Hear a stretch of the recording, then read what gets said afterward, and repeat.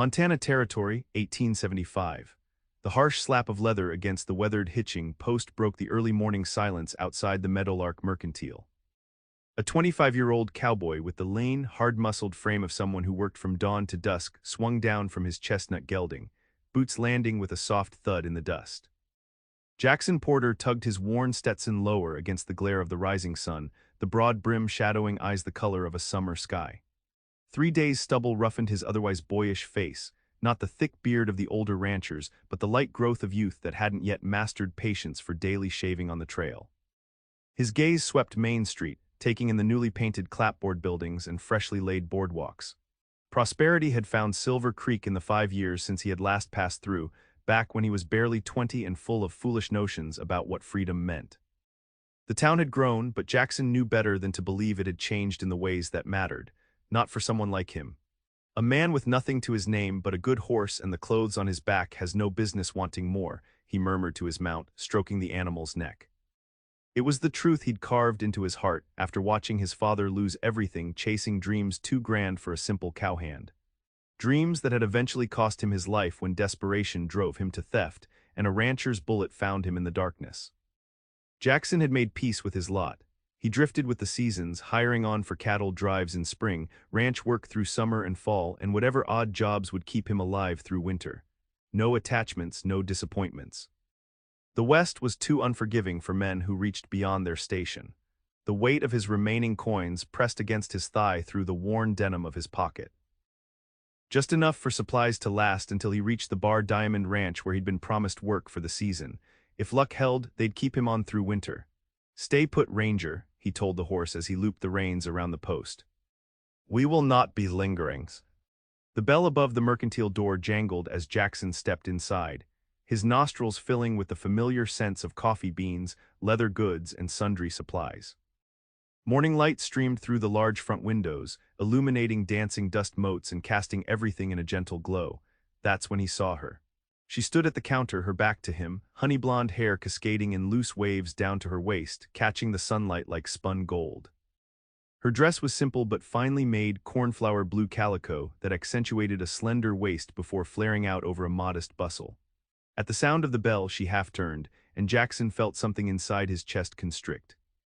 Amelia Montgomery was 20 years old, with eyes the color of rich amber and cheeks flushed with youth and health. Her delicate features were balanced by a determined set to her jaw that hinted at a will to match her beauty.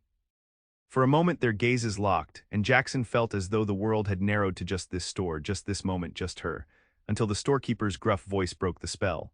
"Be with you in a minute, son, mister." Hollister called out from behind the counter, where he was carefully measuring out flour into a cloth sack for Amelia. Jackson nodded, forcing himself to look away from the young woman.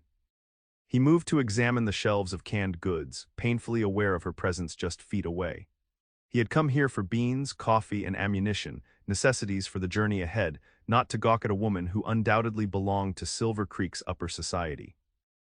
The cut of her dress, the quality of her boots, the delicate gloves folded neatly on the counter beside her, all spoke of means beyond anything Jackson had ever known. "Miss Montgomery, please give your father my regards," Hollister said as he finished tying the sack. "And remind him I am still interested in that timber parcel if he ever decides to sell." "I will, Mr. Hollister, though I expect his answer will remain the same." Her voice was clear and melodious, with a hint of amusement that suggested this was a long-standing conversation.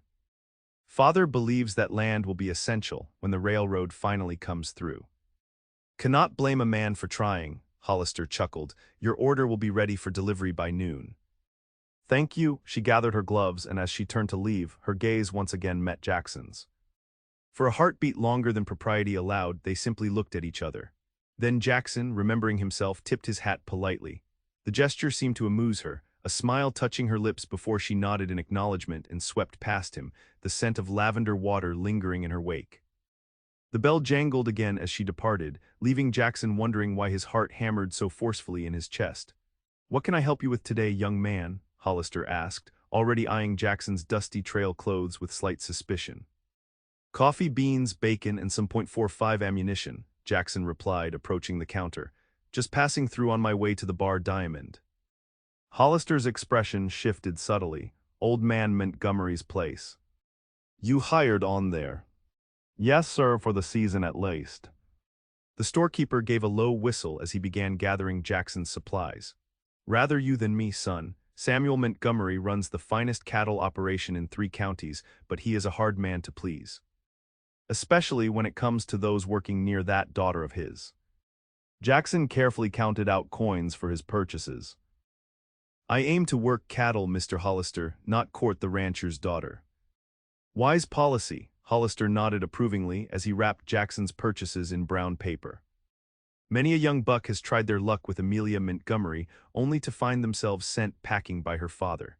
Samuel says no cowboy is good enough for his only child. Has his heart set on her marrying that banker's son from Helena. Jackson said nothing, accepting his bundled supplies with a nod of thanks. The storekeeper's words only reinforced what he already knew. Women like Amelia Montgomery existed in a world far removed from drifters like himself. The sooner he remembered his place, the better. Outside, the morning had warmed considerably, the streets now bustling with the day's activity. As Jackson secured his supplies to Ranger's saddle, he caught a flash of cornflower blue down the street. Amelia stood outside the milliner's shop, deep in conversation with a young woman in a green dress. As if sensing his gaze, she glanced in his direction. This time, Jackson was the first to look away. His path to the Bar Diamond would take him west out of town, following the creek for which the settlement was named. With one fluid movement, he swung into the saddle and turned Ranger's head toward the road that would lead him to his new employment, and away from foolish thoughts about golden-haired women with amber eyes. Yet as Silver Creek fell behind him, the memory of her smile lingered, like a fragment of a song he couldn't quite forget. 3 hours of hard riding brought Jackson to a massive wrought iron gate spanning the road, the intertwined letters BD worked into its center.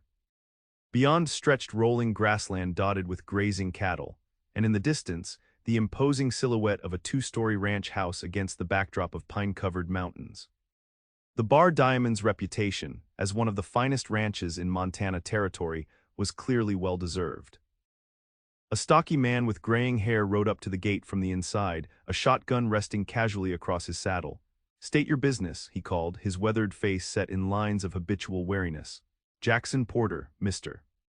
Montgomery is expecting me, hired on as a ranch hand." The man scrutinized him for a long moment before nodding. The boss mentioned a new hand coming. He dismounted to unlock the gate. "I'm Jim Hawkins, foreman here for 15 years now. Follow me to the bunkhouse and we will get you settled." As they rode toward the cluster of buildings that made up the ranch headquarters, Hawkins offered a running commentary on the operation. 300 head of prime Hereford cattle, best bloodlines money can buy. The boss believes in doing things right or not at all. We run a tight outfit here, Porter. No drinking on the job, no fighting, and no funny business with the house staff. Break those rules, and you will find yourself back on the trail faster than you can blink. "Understood," Jackson replied simply. "Good." Boss is away in Helena on business for a few days. His daughter is in charge while he is gone. Hawkins glanced sideways at Jackson. "Miss Montgomery might look like a porcelain doll, but she has her father's steel in her. Do not let that pretty face fool you into thinking she cannot run this ranch." Jackson's stomach tightened. "Miss Montgomery," he echoed, already knowing the answer. "Amelia Montgomery, the boss's daughter. She grew up in this saddle and knows ranching better than most men twice her age." Hawkins chuckled. Old Samuel nearly burst with pride the day she broke that Mustang no one else could get near.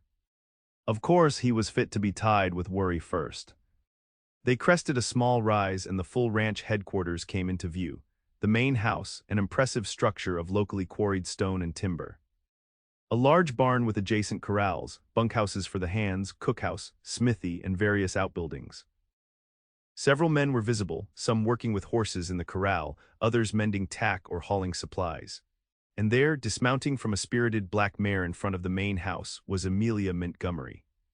She had changed from her town dress into practical riding clothes, split skirt, tailored jacket, and boots, but there was no mistaking her. Even from this distance, Jackson could see the authority in her bearing as she issued instructions to a waiting ranch hand. Hawkins waved to her and she looked up, shielding her eyes against the sun. Her gaze moved from the foreman to Jackson, and even at this distance, he could sense her recognition.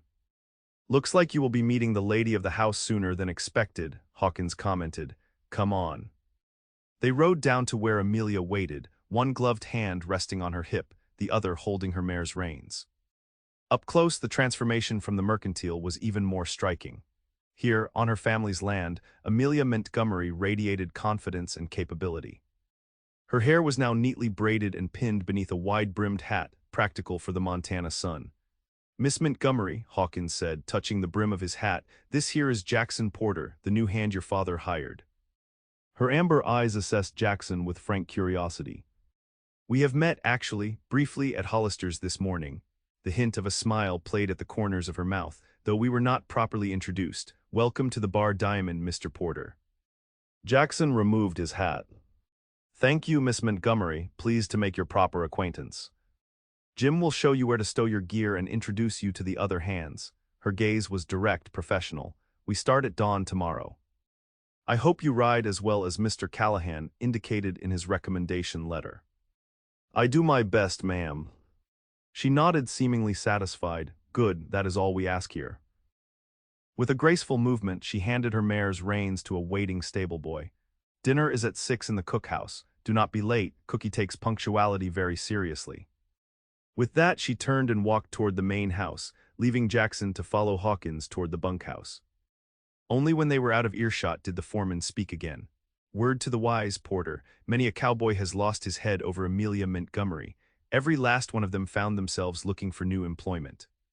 Her father does not tolerate any man who looks at his daughter with anything but professional respect."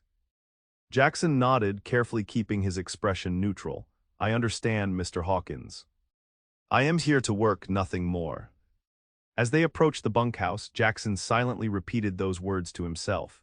He was here to work, to earn enough money to see him through another season. Anything else, especially foolish thoughts about a woman so far above his station, would only lead to trouble. The kind of trouble a man with nothing could ill afford. He had survived this long by knowing his place in the world. The Bar Diamond would be no different. No matter how the memory of Amelia Montgomery's smile seemed to linger in his mind, like the promise of something he had never dared to want. The bunkhouse was clean and well-maintained, unlike some of the ramshackle accommodations Jackson had endured over the years. 8 bunks lined the walls, only 5 currently occupied judging by the personal effects. Hawkins pointed to an empty lower bunk near the back. "That one's yours. Stow your gear and meet me at the corrals in 15 minutes. Might as well put you to work straight away."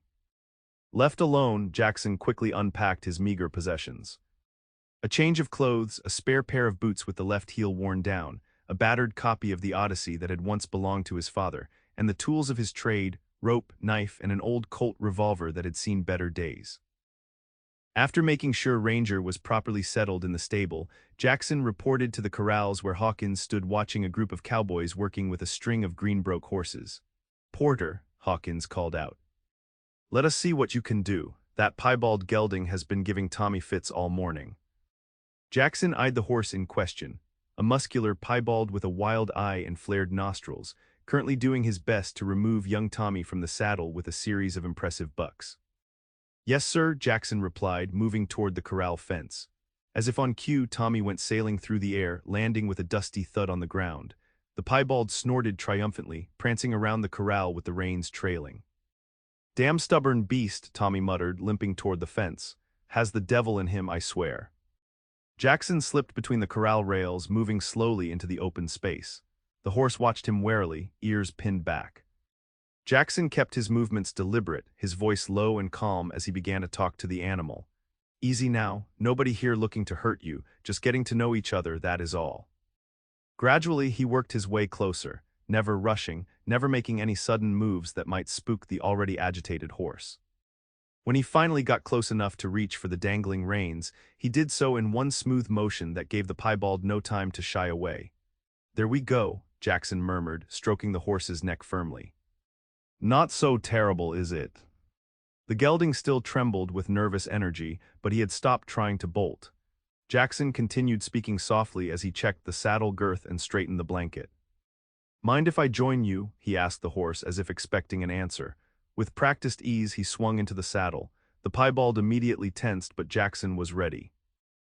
As the horse gathered himself to buck, Jackson shifted his weight and applied gentle pressure with his legs, redirecting the animal's energy into forward movement. The gelding crow-hopped a few steps, then, finding himself unable to dislodge his rider, broke into a stiff-legged trot around the corral. "That's right," Jackson encouraged. "We are going to be friends, you and I." Gradually, the horse's movements became more fluid, his ears flickering back to catch Jackson's voice, then forward again with growing curiosity. By the time they had circled the corral a dozen times, the gelding was responding to the lightest touch of the reins, no longer fighting the bit or the rider. Jackson guided the now cooperative horse to the center of the corral where Hawkins stood watching with evaluative eyes. Only then did Jackson notice they had gathered quite an audience. Several cowboys leaned against the fence rails, and beyond them, standing beside the piebald's former rider, was Amelia Montgomery. Her amber eyes held a look of frank appraisal that made Jackson's collar feel suddenly tight despite the cool spring air. "Not bad, Porter," Hawkins said, nodding appreciatively. "Not bad at all. Tommy here has been trying to gentle that horse for 3 days."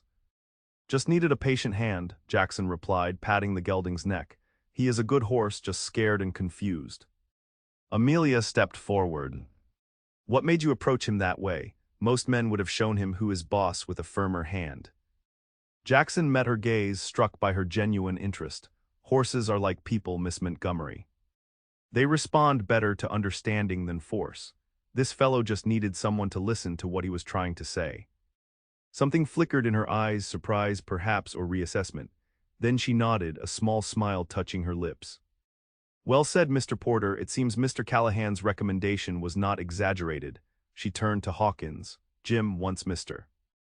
Porter has finished with this horse. Have him join the men mending the north pasture fence. We need it completed before the herd is moved." "Yes, ma'am," Hawkins replied. As Amelia walked away, Jackson couldn't help but notice the respect in the eyes of the men watching her. Not just the deference owed to the boss's daughter, but the genuine respect earned by someone who clearly knew their business. "Impressive lady," Jackson commented almost to himself. Tommy, who had climbed back up to sit on the corral rail, gave a short laugh. "That she is, smart as a whip and twice as sharp. Old Samuel raised her to take over this place someday, and there isn't a man Jack here who doubts she will do it better than most. Her father must be very proud." "Proud and protective," Tommy said, lowering his voice. "Word of warning, new fish. The boss would sooner shoot a man than see him court his daughter. Believes no cowboy is good enough for her." "So I have heard," Jackson replied evenly. "Fortunately, I am here to work with horses, not court anyone's daughter." Tommy grinned. "That is what they all say, until they get to know her."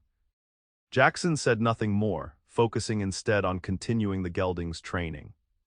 But as he guided the horse through its paces, he found himself wondering about Amelia Montgomery. Raised in a man's world yet maintaining her femininity, commanding respect without demanding it, and carrying herself with a quiet confidence that spoke of knowing exactly who she was and what she wanted from life. Such certainty was foreign to Jackson, who had drifted with the seasons ever since his father's death, never staying long enough in one place to put down roots. Never allowing himself to want anything permanent, knowing how easily dreams could turn to dust in this unforgiving country. No, Jackson Porter was not here to court Samuel Montgomery's daughter. He was here to earn his wages, add to his small savings, and move on when the season ended, just as he always did, just as he always would. The sooner he remembered that, the better for everyone concerned.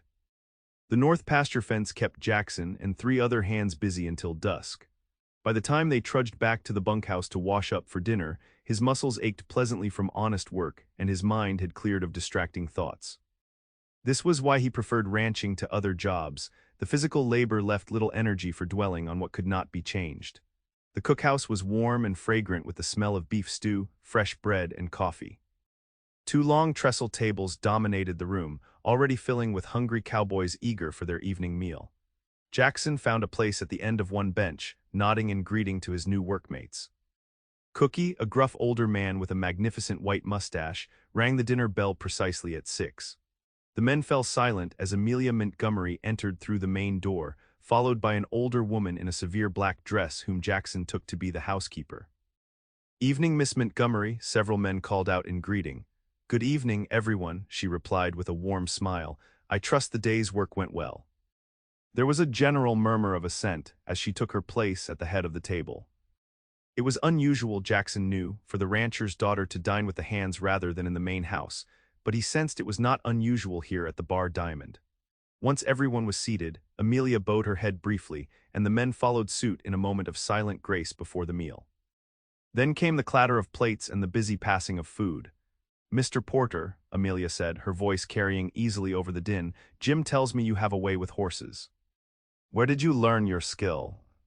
All eyes turned to Jackson, who suddenly found himself the center of attention. "My father taught me, Miss Montgomery."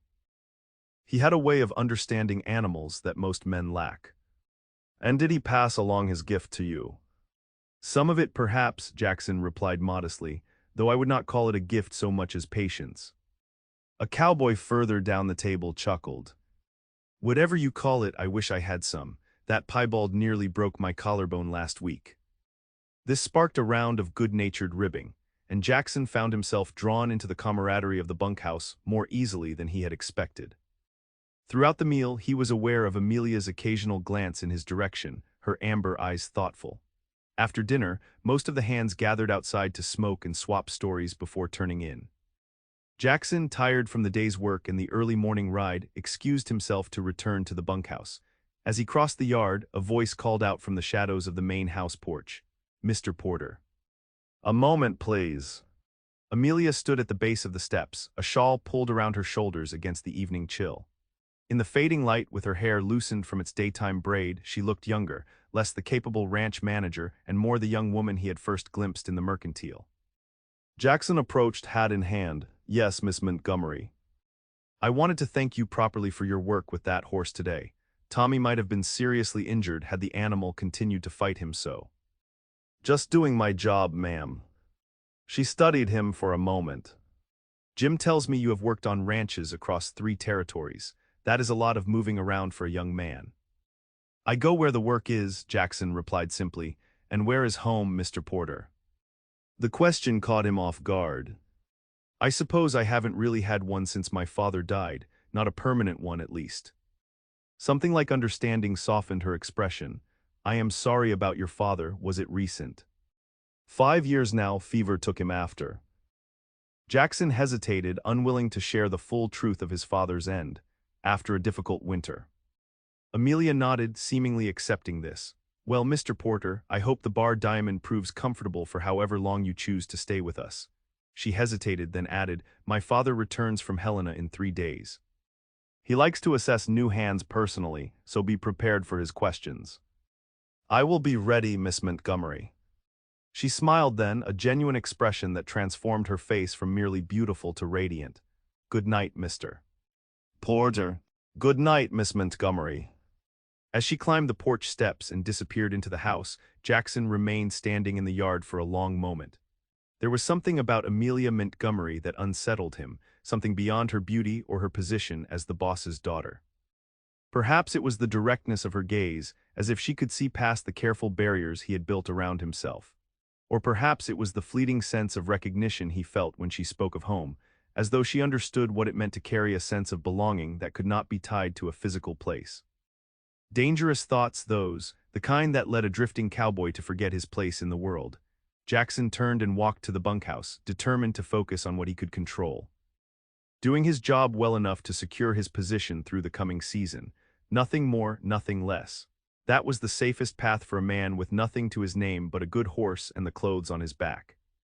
Yet as he lay in his bunk that night, listening to the soft snores of the other hands, Jackson found himself wondering what it might be like to stay in one place long enough to call it home. The next 2 days established a rhythm to life at the Bar Diamond. Dawn found the hands at breakfast, followed by assignments for the day's work.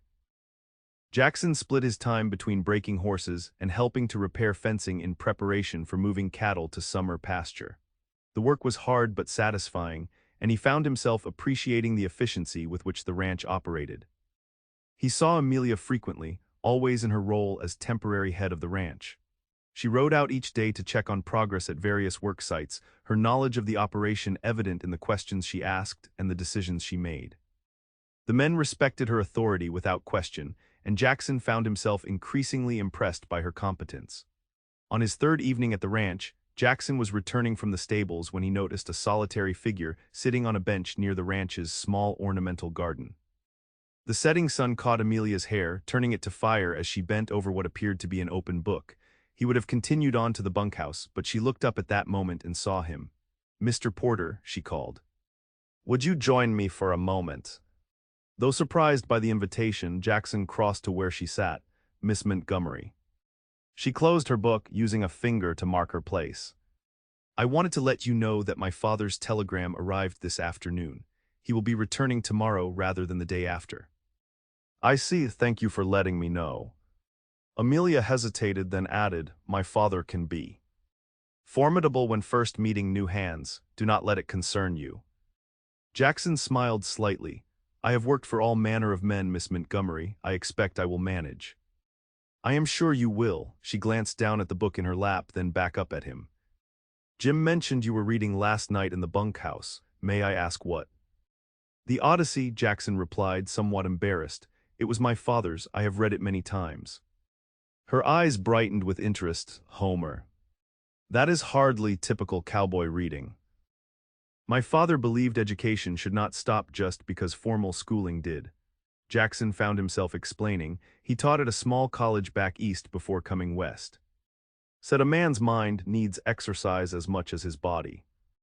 "A wise man," Amelia said softly, holding up her own volume. "I was just reading Tennyson myself." "Ulysses seemed appropriate this evening." Jackson felt a smile tug at his lips. "To strive, to seek, to find, and not to yield," he quoted. Her eyes widened. "You know it." "My father's favorite poem." He said it reminded him that age was no excuse to stop living boldly. For a long moment, they simply looked at each other, the shared appreciation of literature creating an unexpected connection between them. Then Amelia seemed to remember herself. "I should go in. Mrs. Winters will be wondering where I am." She stood, tucking her book under her arm. "Good night, Mr. Porter." "Good night, Miss Montgomery." As she walked toward the main house, Jackson felt a strange mixture of pleasure and unease. The conversation had been brief but oddly intimate, the kind of exchange that could easily lead to misunderstandings if observed by others. He would need to be more careful in the future, keeping his interactions with the boss's daughter strictly professional. Yet as he made his way to the bunkhouse, he could not help but feel that something had shifted between them, some small recognition of kindred spirits that would not be easily forgotten. Samuel Montgomery arrived the following afternoon with the clatter of hooves and the rattle of a wagon loaded with supplies. Jackson, who was working in the corral with a particularly stubborn mare, watched as the ranch owner dismounted with the fluid ease of a lifetime horseman despite his 60-plus years. Montgomery was a tall, broad-shouldered man with a full beard shot through with silver and piercing blue eyes that missed nothing as he surveyed his domain. Amelia hurried from the main house to greet him, and even from a distance, Jackson could see the genuine affection between father and daughter as Montgomery swept her into a brief but heartfelt embrace. "That's the boss," Tommy murmured beside Jackson. "Best mind your P's and Q's around him. He didn't build the bar diamond from nothing by being soft." Jackson nodded, returning his attention to the mare. "I will remember that." Later, as Jackson was finishing his evening chores, Hawkins approached him. "Boss wants to see you in his study, now."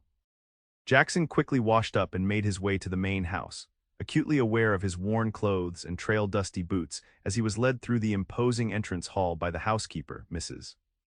Winters. The interior was comfortable rather than ostentatious. Well-crafted furniture, good rugs, and walls lined with books spoke of wealth tempered by practical sensibilities. Mrs. Winters knocked on a heavy oak door, then opened it without waiting for a response. "Mr. Porter to see you, sir," she announced before stepping aside to let Jackson enter. Samuel Montgomery stood at a large desk covered with papers, maps, and ledgers. He looked up, those piercing blue eyes immediately assessing Jackson from head to toe. "Porter," he said, his voice deep and authoritative. "Callahan speaks highly of your abilities with horses." "Mr. Callahan was a fair employer, sir," Jackson replied, standing straight but not stiff. "I was sorry to hear he had to sell his ranch." Montgomery nodded, gesturing to a chair across from his desk. "Zed." As Jackson complied, he noticed Amelia sitting in a window seat to one side of the room, a ledger open on her lap. She gave him a small, encouraging smile before returning her attention to her work. "Hawkins tells me you have settled in well," Montgomery continued, lowering himself into his chair. "Says you have a way with the difficult stock." I enjoy working with horses, sir. Where were you before Callahan's place? The Circle T in Wyoming, then Bradshaw's outfit near Bozeman. Montgomery's eyes narrowed slightly. You move around a lot, Porter. Any particular reason? Jackson met the older man's gaze directly. I go where the work is, sir, and I prefer to keep moving, seen a lot of beautiful country that way. Montgomery leaned back in his chair, studying Jackson. Not looking to settle down then, many young men your age are already staking claims or starting families. From the corner of his eye, Jackson saw Amelia look up from her ledger, though her expression remained neutral. No, sir, Jackson replied honestly.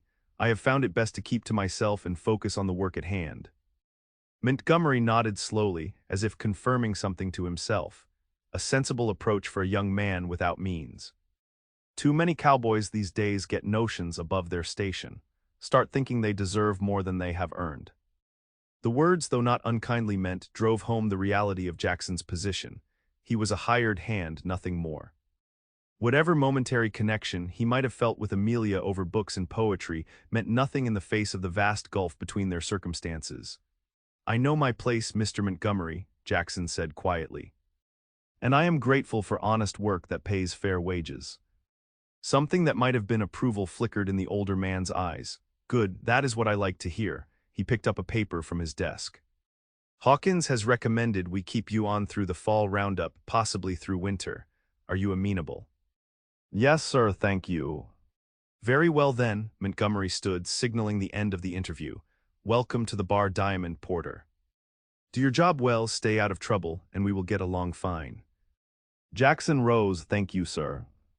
As he turned to leave, Amelia spoke for the first time since he had entered. Father, Mr. Porter has been particularly helpful with that piebald gelding Tommy was having trouble with. Perhaps he could continue working with our more difficult horses. Montgomery looked from his daughter to Jackson, his expression thoughtful. You have experience as a horse trainer, Porter.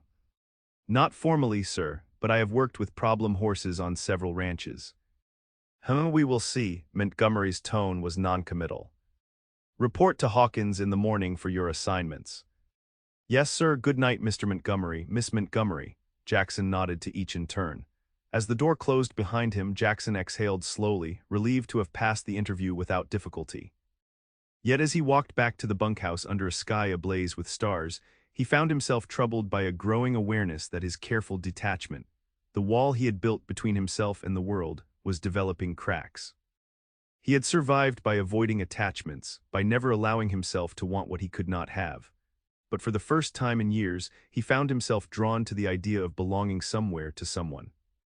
It was a dangerous feeling for a man with nothing to offer but his labor and his loyalty, especially when that feeling centered on a woman as far beyond his reach as the stars overhead. The weeks that followed settled into a pattern that both satisfied and unsettled Jackson.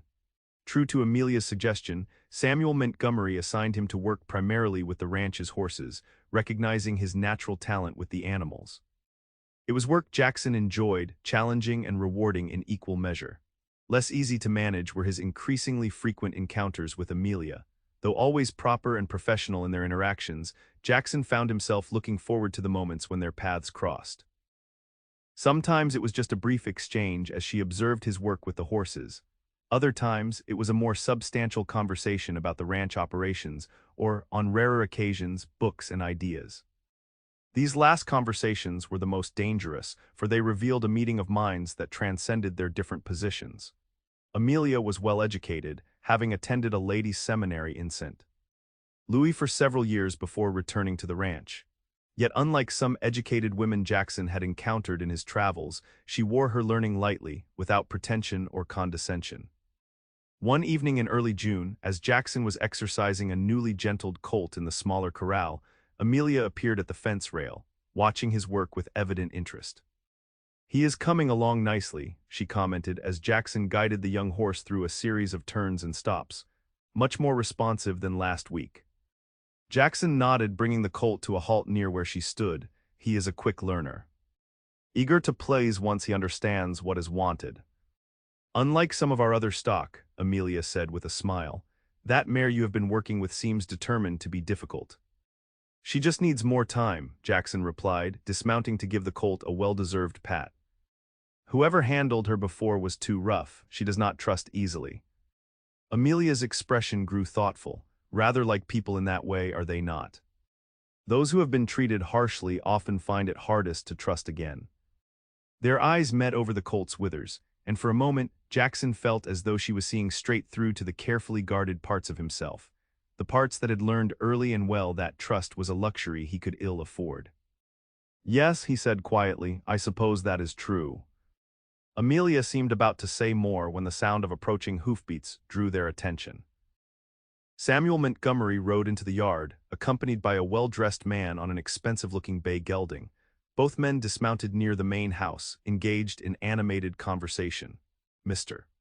Harrington, Amelia murmured, her expression cooling noticeably. I was hoping he might delay his visit another week at least. Jackson glanced at her curiously. A friend of your father's. A business associate, she replied, her tone carefully neutral. And my father's preferred choice for my future husband, though I have made my feelings on that matter quite clear. The casual revelation struck Jackson like a physical blow, though he kept his face impassive. Of course, a woman in Amelia's position would have suitors, wealthy men who could match her father's ambitions for her future. It was only natural, only proper. And yet, the thought of her married to the elegant stranger by the main house filled him with an irrational sense of loss. I see, was all he said, busying himself with adjusting the colt's bridle to hide whatever might show in his expression. Amelia sighed, her gaze still fixed on the two men now climbing the porch steps. Father believes a banking fortune would secure the ranch's future better than cattle alone. Mr. Harrington is heir to the largest bank in Helena. A sensible arrangement, Jackson managed to say, though the words tasted bitter. She turned back to him, her amber eyes suddenly fierce. Sensible, perhaps, but I have no intention of being part of a business arrangement disguised as a marriage. When I marry, it will be to a man I respect and admire. Someone who sees me as more than a means to acquire the bar diamond. Before Jackson could respond to this passionate declaration, a ranch hand approached, touching his hat respectfully to Amelia. Begging your pardon, Miss Montgomery, but your father is asking for you in the house.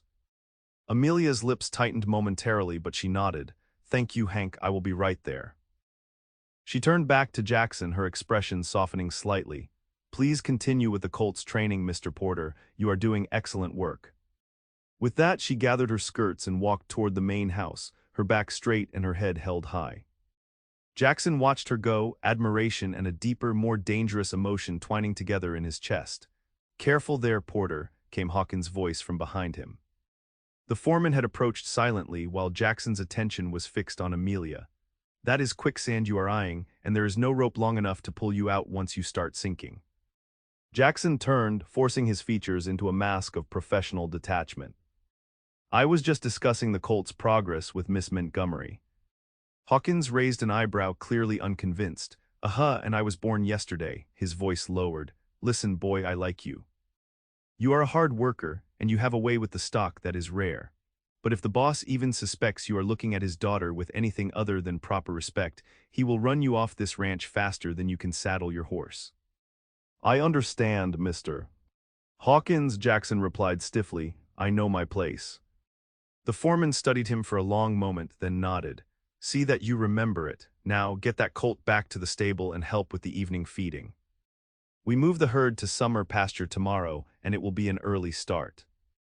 As Hawkins walked away, Jackson led the tired colt toward the stable, his mind troubled. He had been at the Bar Diamond for nearly a month now, longer than he had intended to stay in one place, longer than was safe for a man determined to avoid attachments. Perhaps it would be better to move on soon, to find work elsewhere before whatever was growing between himself and Amelia Montgomery became impossible to ignore. Yet the thought of leaving filled him with a hollow ache he had not expected. Despite his best intentions, he had begun to care for this place, these people, for her. In the stable, as he unsaddled the colt and began rubbing him down, Jackson forced himself to confront an uncomfortable truth. For the first time since his father's death, he had found somewhere that felt almost like home. And now, like his father before him, he was in danger of wanting more than a drifting cowboy had any right to claim. The morning dawned clear and cool, perfect weather for moving cattle to summer pasture. The bunkhouse was a flurry of activity as hands prepared for the day's work, checking saddles, packing trail provisions, and downing hearty breakfasts to fuel the long hours ahead. Jackson, already dressed and equipped, stepped outside to breathe the clean mountain air.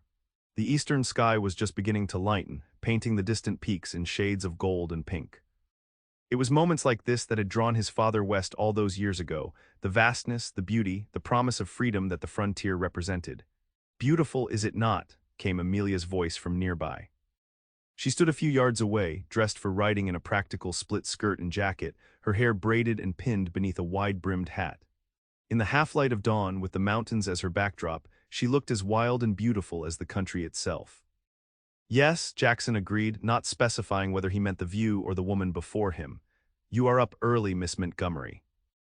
"I always ride out with the men on drive days," she replied with a smile. "Father pretends to object for propriety's sake, but he taught me everything I know about moving cattle." Before Jackson could respond, Samuel Montgomery emerged from the main house, followed by the elegant Mr. Harrington. Unlike Amelia, Harrington was dressed not for ranch work but for a social call, in a tailored suit and polished boots that had clearly never seen a day's hard labor. "Amelia," Montgomery called. "A word before you leave." With a brief nod to Jackson, Amelia walked over to join her father and his guest. Even from a distance, Jackson could see the tension in her posture as Harrington said something that made Montgomery laugh but brought no smile to Amelia's face. "That banker fellow has been trying to court Miss Amelia for months now," Tommy commented, coming to stand beside Jackson. "Boss favors the match, but Miss Amelia. Well, let us just say she has made her feelings clear to everyone except her father." Jackson made a non-committal sound, unwilling to be drawn into gossip about the boss's daughter, especially given his own confused feelings on the matter. Hawkins' voice cut through the Pradon murmurs, calling the hands to attention.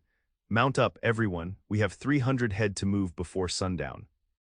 The next hours were a blur of activity, as the hands worked to gather the herd from the home pasture, and begin the drive toward the summer range high in the nearby foothills. Jackson, assigned to ride flank, kept his attention fixed on the cattle and the terrain, grateful for work that required his complete focus. Amelia, true to her word, rode with the hands, her skill with horse and cattle evident in every movement. She worked as hard as any of the men, never asking for special treatment or consideration. More than once, Jackson found his gaze drawn to her, the confident way she handled her horse, the quiet authority with which she directed the younger hands, the occasional smile that transformed her face when a particularly challenging section of the drive was successfully navigated. By midday, they had reached a wide meadow where the herd could graze while the hands took a brief rest. Jackson dismounted near a small stream, allowing Ranger to drink while he stretched his legs and ate some of the hardtack and jerky Cookie had provided for the noon meal. He had just finished eating when he noticed Amelia dismounting nearby, leading her mare to the stream a short distance away. After a moment's hesitation, he walked over to join her. "Your mare is holding up well," he commented, nodding toward the black horse now drinking beside his own mount. Amelia smiled, clearly pleased by his observation. "Midnight is the best cow pony on the ranch, though father would argue his own gelding deserves that title." "She moves well with the herd," Jackson agreed. "Anticipates the cattle's movements almost before they do." "I raised her from a foal," Amelia said, stroking the mare's neck with evident affection. "We have grown up together in a way." There was something wistful in her tone that prompted Jackson to ask, "Have you always lived at the Bar Diamond?" "Since I was 10, she replied. "After my mother died, father brought me here from St.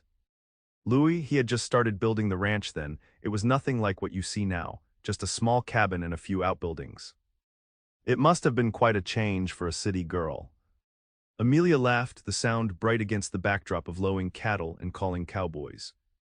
"Oh, it was. I was terrified of everything at first, the vastness, the isolation, the work, but father was patient.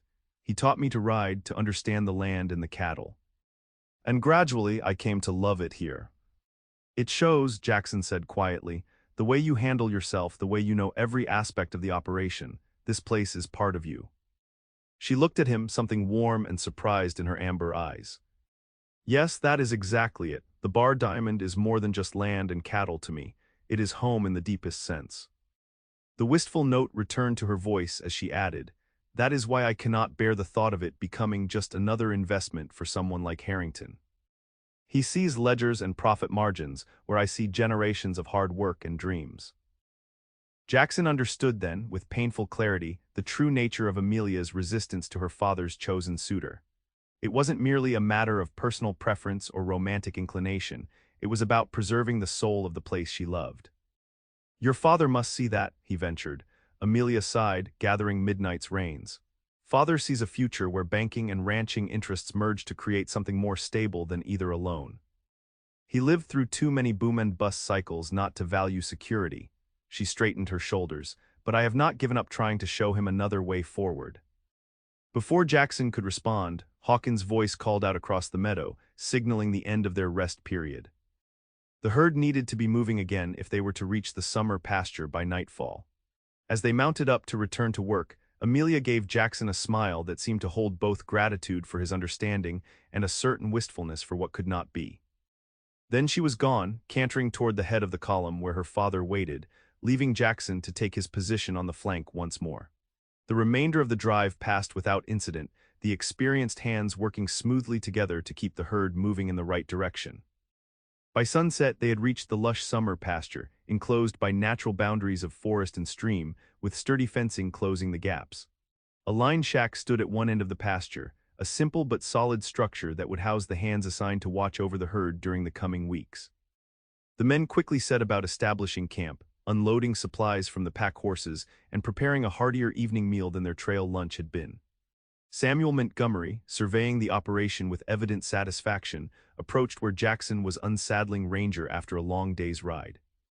"You handled yourself well today, Porter," the ranch owner said, his tone approving. "Hawkins says you have a good eye for strays." "Thank you, sir," Jackson replied, surprised by the unexpected praise. Montgomery nodded toward where Amelia was discussing something with the cook, her animated gestures suggesting some friendly disagreement about the evening's menu. "My daughter speaks highly of your work with the horses, says you have a natural understanding of them." "That is kind of her to say," Jackson said carefully, aware of the scrutiny in the older man's gaze. "Miss Montgomery has a fine eye for horseflesh herself." "That she does," pride was evident in Montgomery's voice. "Taught her everything I know, and she learned it all faster than I could teach it." His expression grew more serious. "She is the future of the Bar Diamond, Porter. Everything I have built is for her." The statement held a weight that went beyond casual conversation, though Jackson could not quite discern its purpose. "She seems well prepared to carry on your legacy, sir."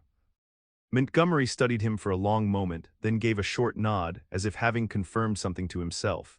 "Yes, well, get some rest. We ride back at first light, leaving Wilson and the others to settle the herd." As the ranch owner walked away, Jackson had the unsettling feeling that he had just been tested in some way, though whether he had passed or failed he could not tell. The hands gathered around the campfire after dinner, swapping stories and enjoying the brief respite before returning to regular ranch duties. Jackson, tired from the long day, sat slightly apart, content to listen rather than participate. From his position, he had a clear view of Amelia, seated on a log between her father and Hawkins, laughing at some tale the foreman was spinning with expansive gestures. In the flickering firelight, with her hair escaping its pins and her face animated with enjoyment, she looked younger, less the capable ranch manager and more the young woman she truly was, barely 20, with a lifetime ahead of her. A lifetime that would undoubtedly include marriage to someone of her father's choosing, children, the gradual assumption of full responsibility for the Bar Diamond. A life that had no place in it for a drifting cowboy with nothing to his name. Jackson rose quietly and walked away from the firelight, needing the solitude of darkness to collect his thoughts. He found himself at the edge of the pasture, leaning against a fence post and gazing up at a sky ablaze with stars. He had been at the Bar Diamond for just over a month, long enough to know that his growing feelings for Amelia Montgomery were more than a passing infatuation, long enough to recognize the danger they represented. Every day that passed made it harder to contemplate moving on, yet every day also reinforced the impossibility of staying. It is magnificent, is it not? Jackson turned to find Amelia standing a few yards away, her face tilted up to the star-filled sky. He had not heard her approach, lost as he was in his troubled thoughts. "Yes," he agreed simply. She moved to stand beside him at the fence, close enough that he could smell the faint scent of lavender that clung to her clothes. For several minutes they stood in comfortable silence, sharing the vastness of the night sky. "I used to be afraid of how big it all is," Amelia said finally. "When we first came west, I would lie awake at night, terrified by the endless space, the silence, the sense that we were just tiny specks in an uncaring universe." "And now?" Jackson asked. She smiled, her profile silvered by starlight. "Now I find it comforting. All these stars, all this space, it puts our human concerns in perspective, makes them seem less overwhelming somehow." Jackson nodded, understanding exactly what she meant. It was one of the things he had always loved about the West, the way its vastness could simultaneously humble and elevate the human spirit. "My father believes I should marry Edward Harrington," Amelia said suddenly, her voice matter-of-fact. The abrupt change of subject caught Jackson off guard. "I gathered as much," he replied cautiously. "He is wealthy, well-connected, and heir to a banking empire that could help secure the Bar Diamond's future for generations." Her tone was detached, almost clinical, as if discussing a business proposition rather than her own life. "By any rational measure, it is an excellent match." Jackson said nothing, unsure of what response she was seeking from him. Amelia turned to face him, her expression serious in the dim light. "But I do not love him, Mr. Porter. I do not even particularly like him. He views the ranch as an investment opportunity, not as a living, breathing thing worthy of love and respect." "And your father does not see this?" "Father sees security," she replied with a small sigh. "After losing my mother, after struggling to build something from nothing, he values certainty above passion. Cannot entirely blame him for that." She fell silent for a moment, then continued in a softer voice, "But I have watched him all these years, pouring his heart and soul into this land. I have seen how it has shaped him, how it has become an extension of himself. I want that same connection with my life's work, with the person I choose to share it with." Her words hung in the night air between them, laden with meaning Jackson dared not fully interpret. The proper response would be to wish her well, to offer some platitude about finding happiness, to maintain the careful distance their respective positions demanded. Instead, he found himself asking, "What will you do?" Amelia's lips curved in a small, determined smile. "Continue to prove that I can run this ranch as well as any man.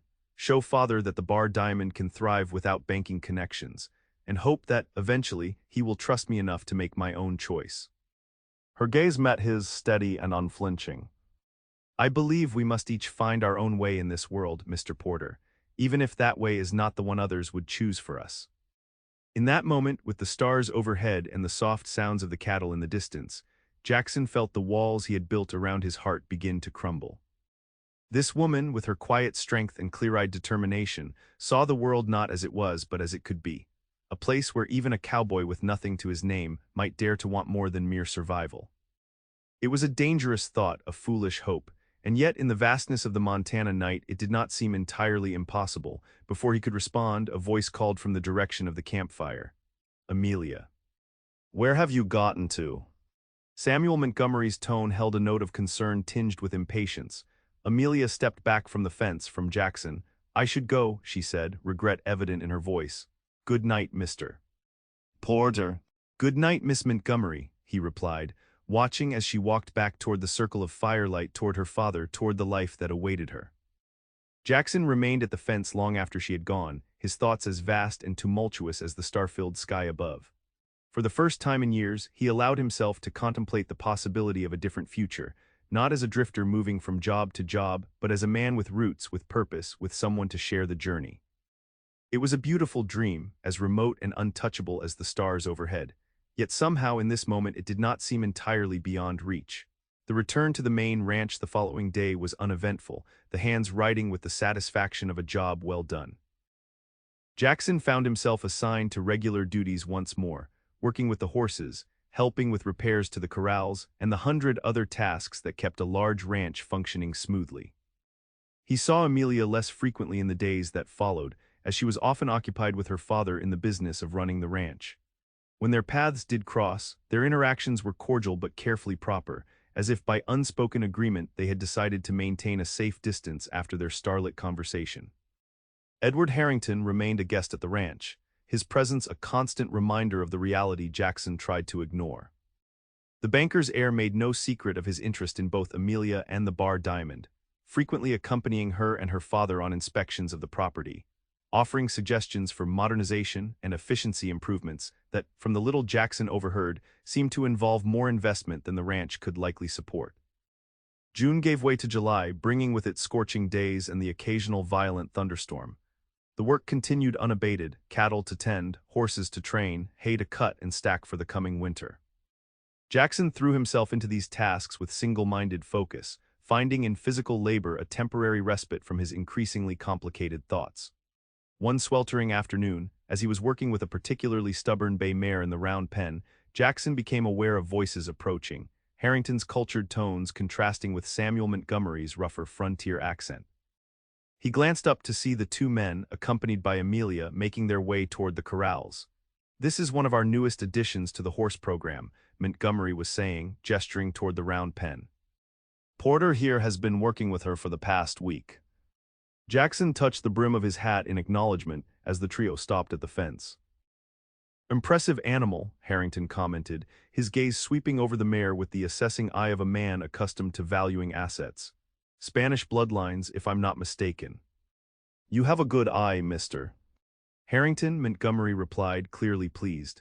"She's from a line of Spanish barbs I've been developing for the past 5 years. Tough, intelligent stock well-suited to mountain work." Harrington nodded thoughtfully. With the right breeding program and marketing strategy, horses like these could become a significant revenue stream for the ranch. There's considerable demand for quality mounts in Helena and beyond. "My thoughts exactly," Montgomery agreed. "Amelia has been keeping the stud book and tracking bloodlines. She has quite the eye for matchmaking, with horses at least." This last was said with a meaningful glance at his daughter, who merely raised an eyebrow in response. Jackson kept his expression carefully neutral, though he felt a flash of sympathy for Amelia's position. "Perhaps a demonstration of the mare's progress," Harrington suggested, turning to Jackson with the slightly condescending air of a man addressing a servant. "Show us what you've accomplished with her, Cowboy." The dismissive tone rankled, but Jackson merely nodded. "Of course, sir."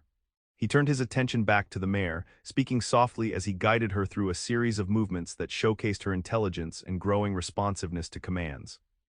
The mare, as if sensing the importance of the moment, performed beautifully, transitioning smoothly from walk to trot to canter at Jackson's subtle cues. When he finally brought her to a halt and dismounted, even Harrington looked impressed. "Remarkable," the banker said. "I wouldn't have thought such a spirited animal could be gentled so quickly."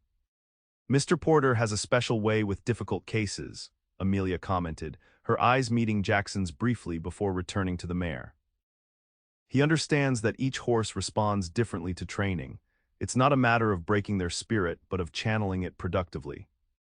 Harrington smiled indulgently, "A charming sentiment, my dear. Though in business, as in ranching, I've found that establishing clear dominance is usually the most efficient approach." Something flashed in Amelia's eyes, a quick spark of irritation quickly suppressed. "Perhaps in banking, Mr. Harrington. But horses are not ledger entries, and neither are the people who work with them." An awkward silence followed her pointed remark, broken when Montgomery cleared his throat. "Well, shall we continue to the north pasture? I want to show you the new irrigation system we've installed."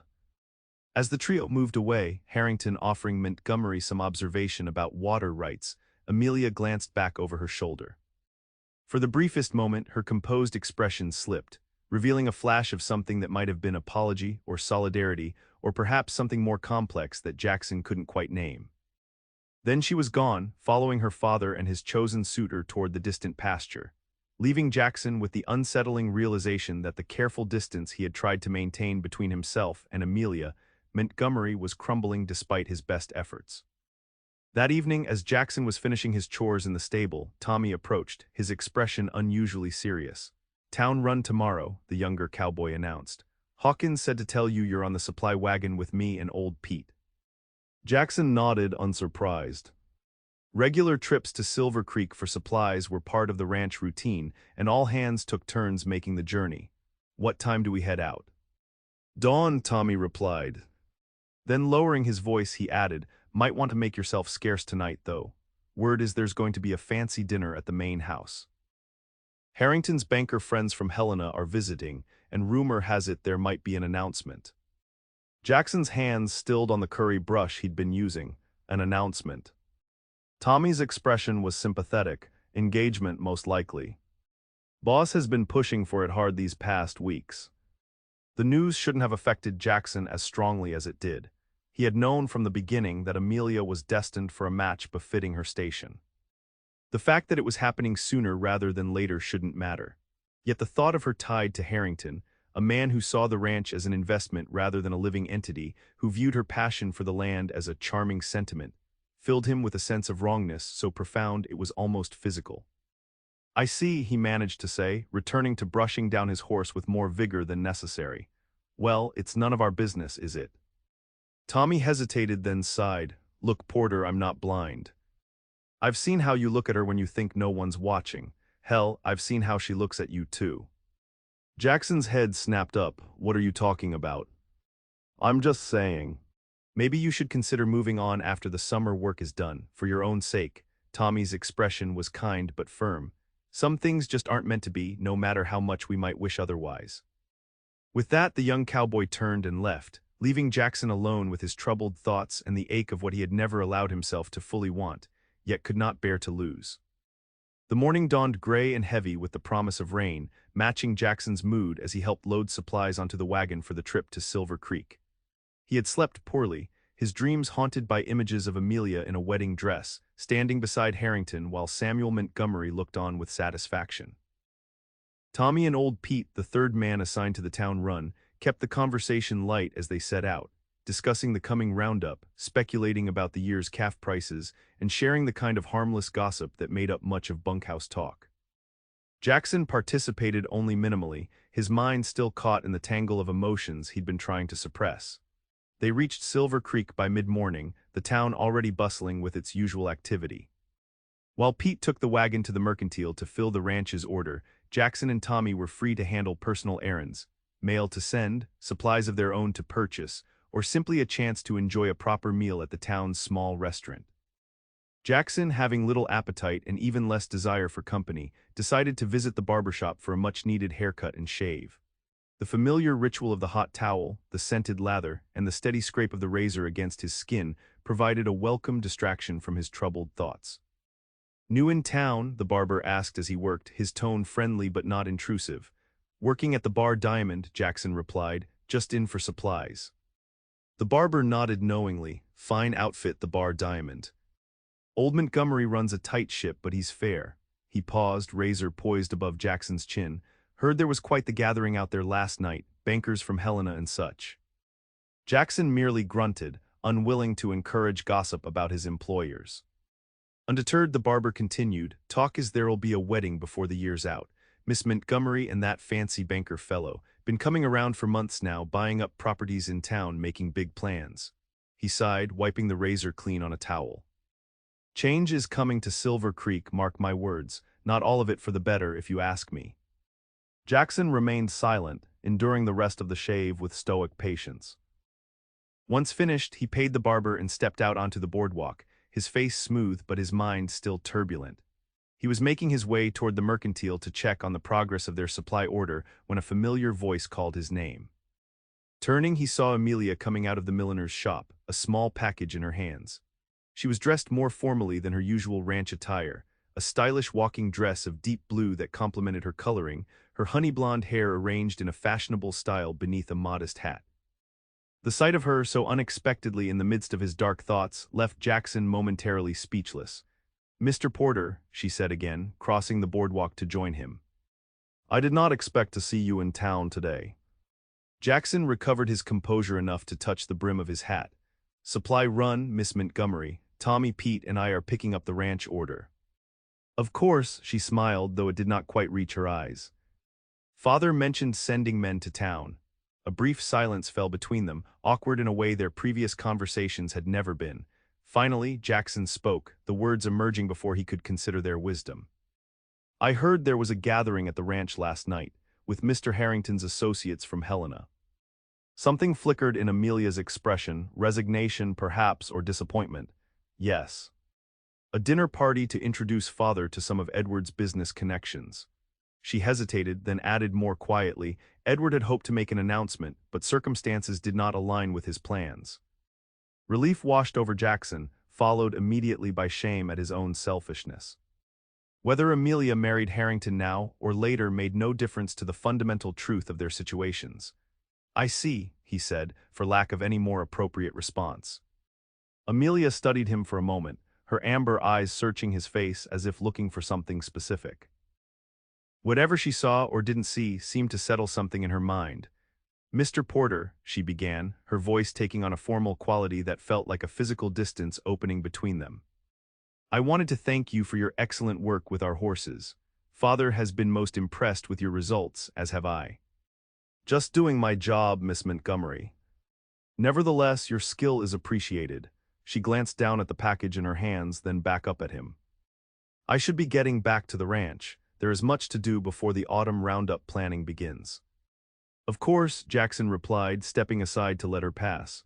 "We will be back by evening with the supplies." Amelia nodded, her expression once again composed and unreadable. "Safe travels, Mr. Porter." As she walked away toward where her horse was tethered outside the bank, Jackson was struck by the feeling that something important had just happened. Some opportunity recognized and deliberately set aside, some potential future acknowledged and rejected as impossible. It was, he realized with a hollow ache, exactly what needed to happen, for both their sakes. The return journey to the Bar Diamond was slower than the morning's trip, the heavily laden wagon requiring careful handling on the increasingly muddy road as scattered raindrops began to fall. By the time they reached the ranch gate, the skies had opened in earnest, a summer downpour that soaked them to the skin in the final minutes of their journey. After helping to unload the supplies in the storehouse, Jackson headed to the bunkhouse to change into dry clothes.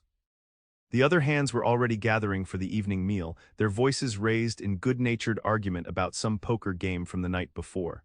"Porter," Hawkins called as Jackson entered, "Boss wants to see you." "His study right away." The unexpected summons sent a jolt of apprehension through Jackson. Had someone noticed his exchange with Amelia in town? Had she herself mentioned it to her father? "Did he say what about?" Jackson asked, keeping his voice casual. Hawkins shook his head. "Just said to send you over as soon as you got back."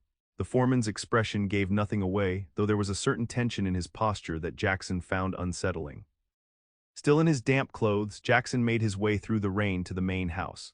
Mrs. Winters answered his knock, her customary severe expression softening slightly at his bedraggled appearance. "You're dripping on the floor, Mr. Porter," she observed, though without real censure. "Wait here."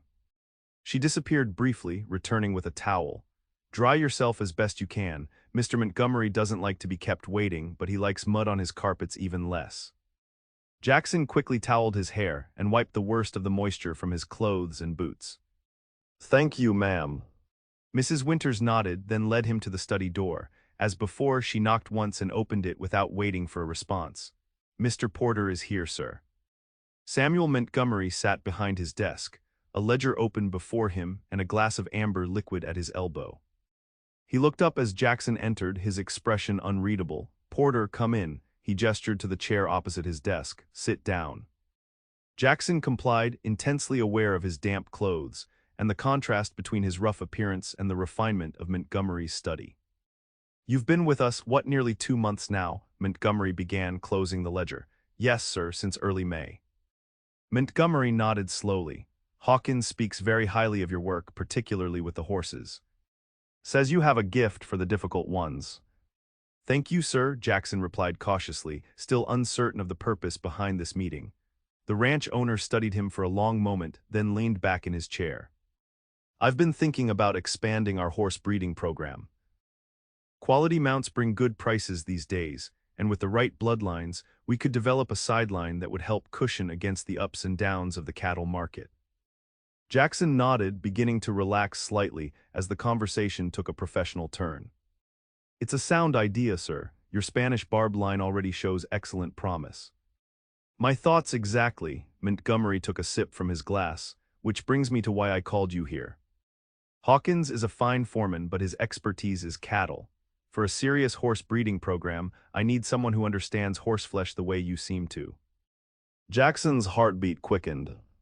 Was Montgomery offering him a more permanent position?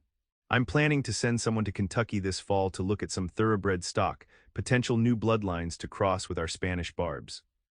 I want that someone to be you." The offer was unexpected, a mark of considerable trust from a man not known for bestowing it easily. "I'm honored by your confidence, Mr.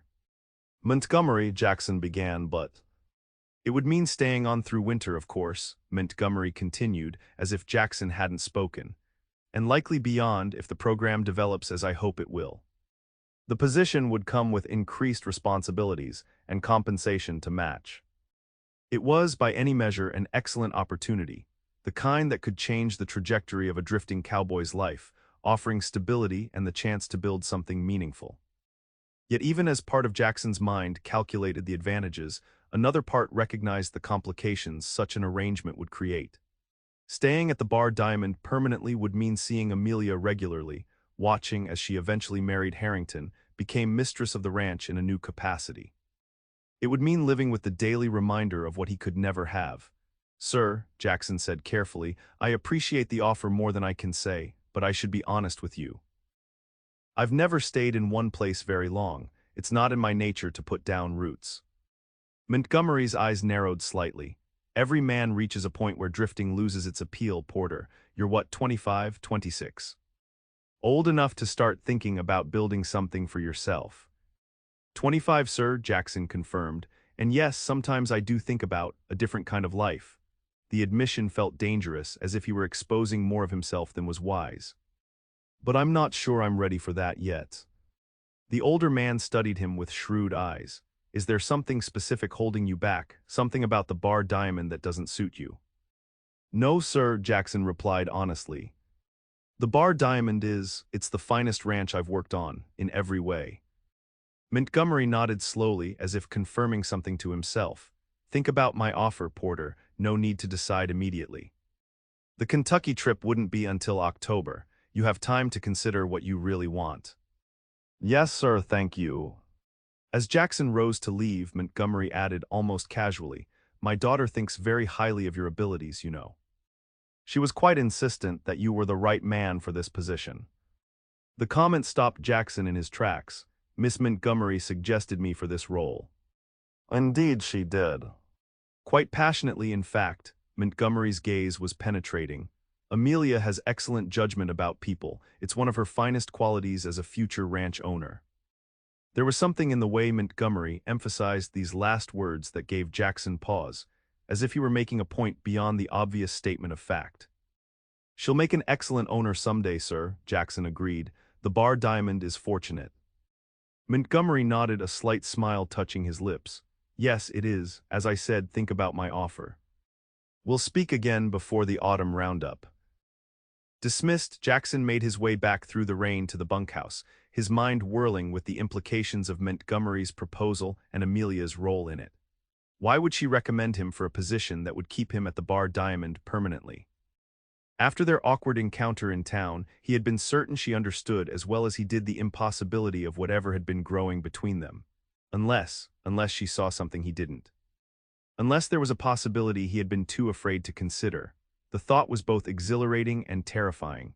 For 5 years since his father's death, Jackson had lived by a simple creed: want nothing you can't afford to lose.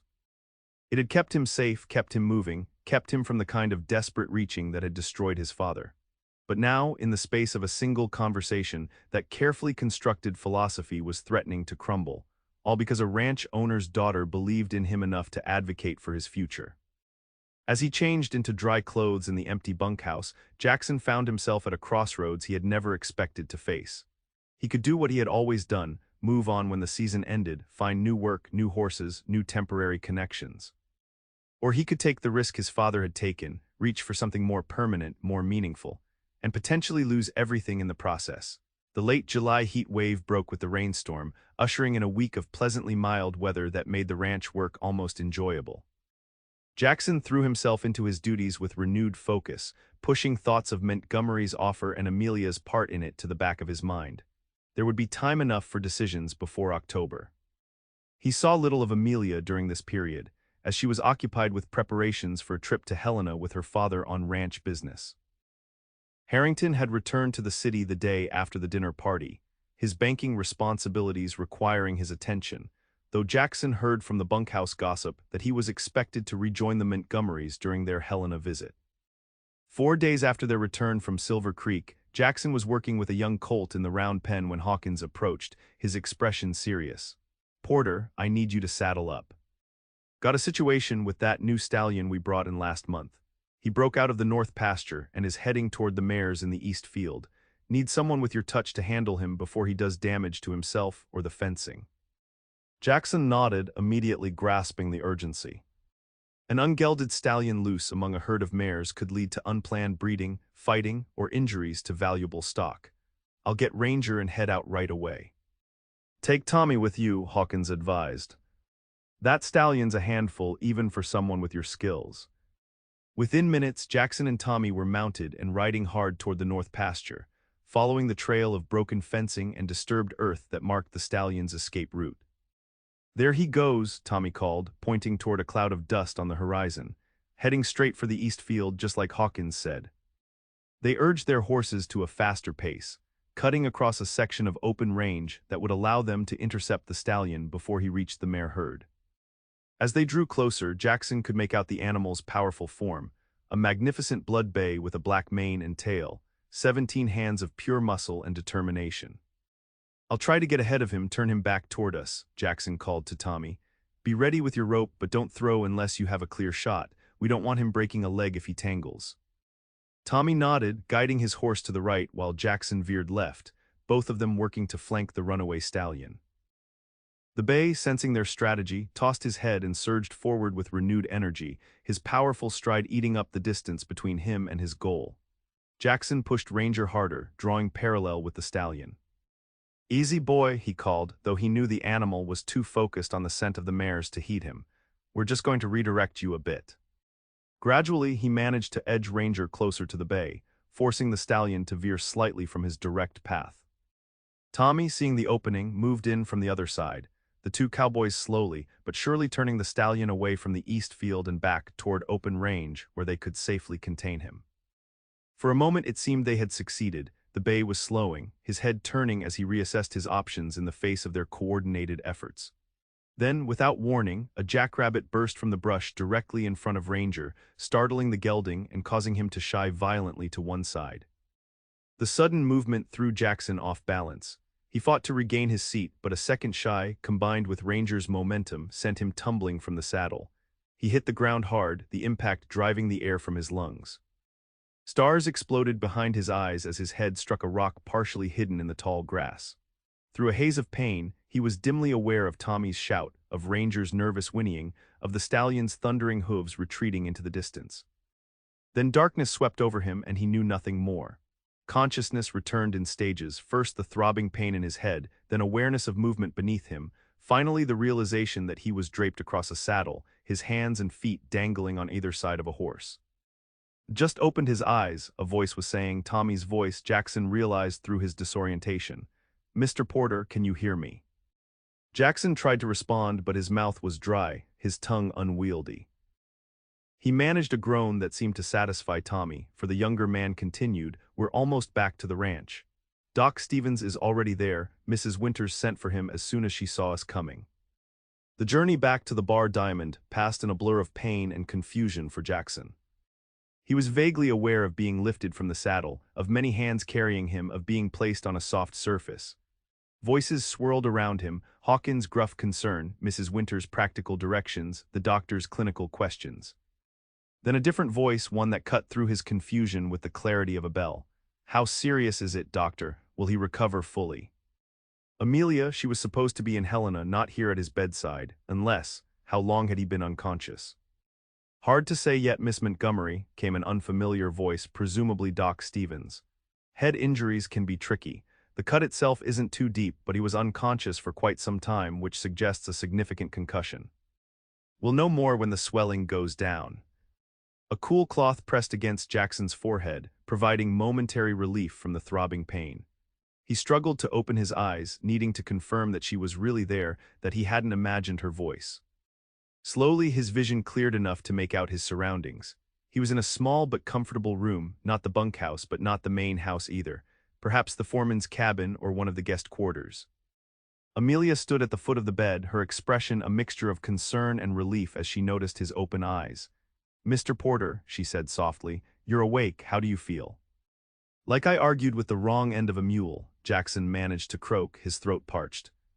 And lost. A shadow of a smile crossed her face. Tommy says you took quite a fall, you're lucky it wasn't worse. The stallion, Jackson asked, trying to piece together what had happened. Caught and returned to the north pasture, Hawkins replied from somewhere to Jackson's left. Tommy managed it alone after you went down, boy did good. Jackson nodded, immediately regretting the movement as pain lanced through his skull. Good, he murmured, that's good. Enough questions for now, Doc Stevens interjected. The patient needs rest and plenty of it. The doctor turned to Amelia. He should stay quiet for at least 3 days, no riding, no exertion. Someone should check on him regularly for the first 24 hours, wake him every few hours to make sure he's responsive. Of course, Doctor, Amelia replied. Mrs. Winters has already volunteered to take the night shift, and I can look in on him during the day. Miss Montgomery, Jackson protested weakly, there's no need. I can return to the bunkhouse. Absolutely not, Amelia cut him off, her tone brooking no argument. Dr. Stevens says you need quiet and rest. The bunkhouse provides neither. You'll stay here in the guest cottage until you're fully recovered. Jackson wanted to object further, but the pounding in his head made coherent argument impossible. Besides, there was a firmness in Amelia's expression that suggested debate would be futile. Yes, ma'am, he conceded. Good, Doc Stevens said approvingly. I'll come back tomorrow to check on him. In the meantime, plenty of water, light foods when he feels up to eating, and absolute rest. The doctor gathered his bag. I've left laudanum if the pain becomes too severe, but use it sparingly. After the doctor departed, Hawkins stepped forward. I'll send Tommy over with your things from the bunkhouse, Porter. Anything you need, just ask. Thank you, Jackson replied, touched by the foreman's concern. As Hawkins left, Jackson became acutely aware that he was alone with Amelia for the first time since their encounter in Silver Creek. Despite his physical discomfort, he felt a different kind of tension, an awareness of her presence that had nothing to do with his injury and everything to do with the unresolved questions between them. I thought you were in Helena, he said, struggling to keep his voice casual. Amelia moved to adjust the cloth on his forehead, her fingers cool against his skin. We returned yesterday. Father had concluded his business more quickly than expected. She hesitated, then added, Mr. Harrington remained in the city. He has matters requiring his attention. Jackson wasn't sure how to respond to this information. Instead, he said, I'm sorry to be causing trouble. I know there's much to do before the autumn roundup. You're not causing trouble, Mr. Porter, Amelia replied softly. Accidents happen, especially in our line of work. She sat in the chair beside his bed, smoothing her skirts with an automatic gesture. Besides, this gives you time to consider my father's offer. About the horse breeding program. So she did know about it. He told me you recommended me for the position, Jackson said, watching her face carefully despite the pain that still pulsed behind his eyes. A faint color rose in her cheeks. You're the best horseman on the ranch, it was a practical suggestion. Was it only that? The question slipped out before Jackson could consider its wisdom, emboldened perhaps by his weakened state and the lingering disorientation from his fall. Amelia's eyes met his, her expression suddenly vulnerable in a way he had rarely seen. No, she admitted quietly, it wasn't only that. The simple acknowledgement hung in the air between them, fraught with implications neither of them had dared to voice openly. Jackson felt his heart rate accelerate, sending fresh waves of pain through his injured head. Before he could respond, Mrs. Winters appeared in the doorway, carrying a tray with a pitcher of water and a small bowl of broth. Miss Montgomery, your father is asking for you in the study, something about the cattle contracts from Helena. Amelia rose, the moment of vulnerability already concealed behind her composed exterior. Of course, Mrs. Winters. I'll go to him immediately, she glanced back at Jackson. Rest well, Mr. Porter, I'll check on you again tomorrow. As she left, Mrs. Winters approached the bed, her no-nonsense manner a stark contrast to Amelia's gentle presence. Now then, young man, let's get some fluids into you, doctor's orders. Jackson submitted to the housekeeper's ministrations, his mind still caught on Amelia's quiet admission. What did it mean? What could it possibly mean, given the reality of their situations? These questions swirled in his mind as he drifted back into uneasy sleep, his dreams filled with images of Amelia's face and the sound of her voice admitting there was more to her actions than mere practicality. The next 3 days passed in a haze of pain, rest, and gradually increasing clarity as Jackson's concussion slowly improved. True to her word, Amelia visited several times each day, bringing books to read aloud when his own vision was too blurry, updates on ranch operations to keep his mind engaged, and most precious of all, her companionship. Their conversations remained largely proper, focused on safe topics like horse training techniques, literature, or the changing seasons. Yet underlying these exchanges was a new awareness, an unspoken understanding that something had shifted between them, though neither seemed ready to define exactly what that something was. On the 4th day after his accident, Jackson was sitting in a chair by the cottage window, watching the ranch activities with growing restlessness, when Amelia arrived for her afternoon visit. She carried a small basket covered with a cloth, and her cheeks were flushed from the August heat. "You're looking much better today," she observed, setting the basket on a small table. "Doc Stevens will be pleased with your progress when he visits tomorrow." "I feel better," Jackson replied, "well enough to return to work, I think." Amelia raised an eyebrow. "The doctor said a full week of rest, Mr. Porter." "You've barely made it halfway." "I've never been good at sitting idle," he admitted. "It gives a man too much time to think." "And is thinking such a terrible thing?" she asked, a hint of teasing in her voice as she uncovered the basket, revealing fresh-baked cookies still warm from the oven. "It can be," Jackson said quietly, "when the thoughts lead places a man has no business going." The lightness faded from Amelia's expression, replaced by a seriousness that matched his own. For a long moment they simply looked at each other, the air between them charged with all the things they had not said. Finally, Amelia broke the silence. "I brought something I thought might interest you." She reached back into the basket and withdrew a leather-bound book. "It's a treatise on horse breeding written by a Kentucky horseman. Father ordered it last year when he first began considering expanding our program." Jackson accepted the book, grateful for the distraction. "Thank you. This will certainly help pass the time." "It might also help you make your decision," Amelia said carefully, "about staying on at the Bar Diamond." He looked up from the book to find her watching him intently, her amber eyes searching his face for something he wasn't sure he was ready to reveal. "Miss Montgomery," he began, then hesitated, unsure how to proceed. How could he explain the complexity of his feelings, his growing attachment to the ranch, to her, balanced against the reality of who he was and what he could realistically offer? "You don't have to decide now," she said quickly, perhaps sensing his discomfort. "Father doesn't expect an answer until September at the earliest."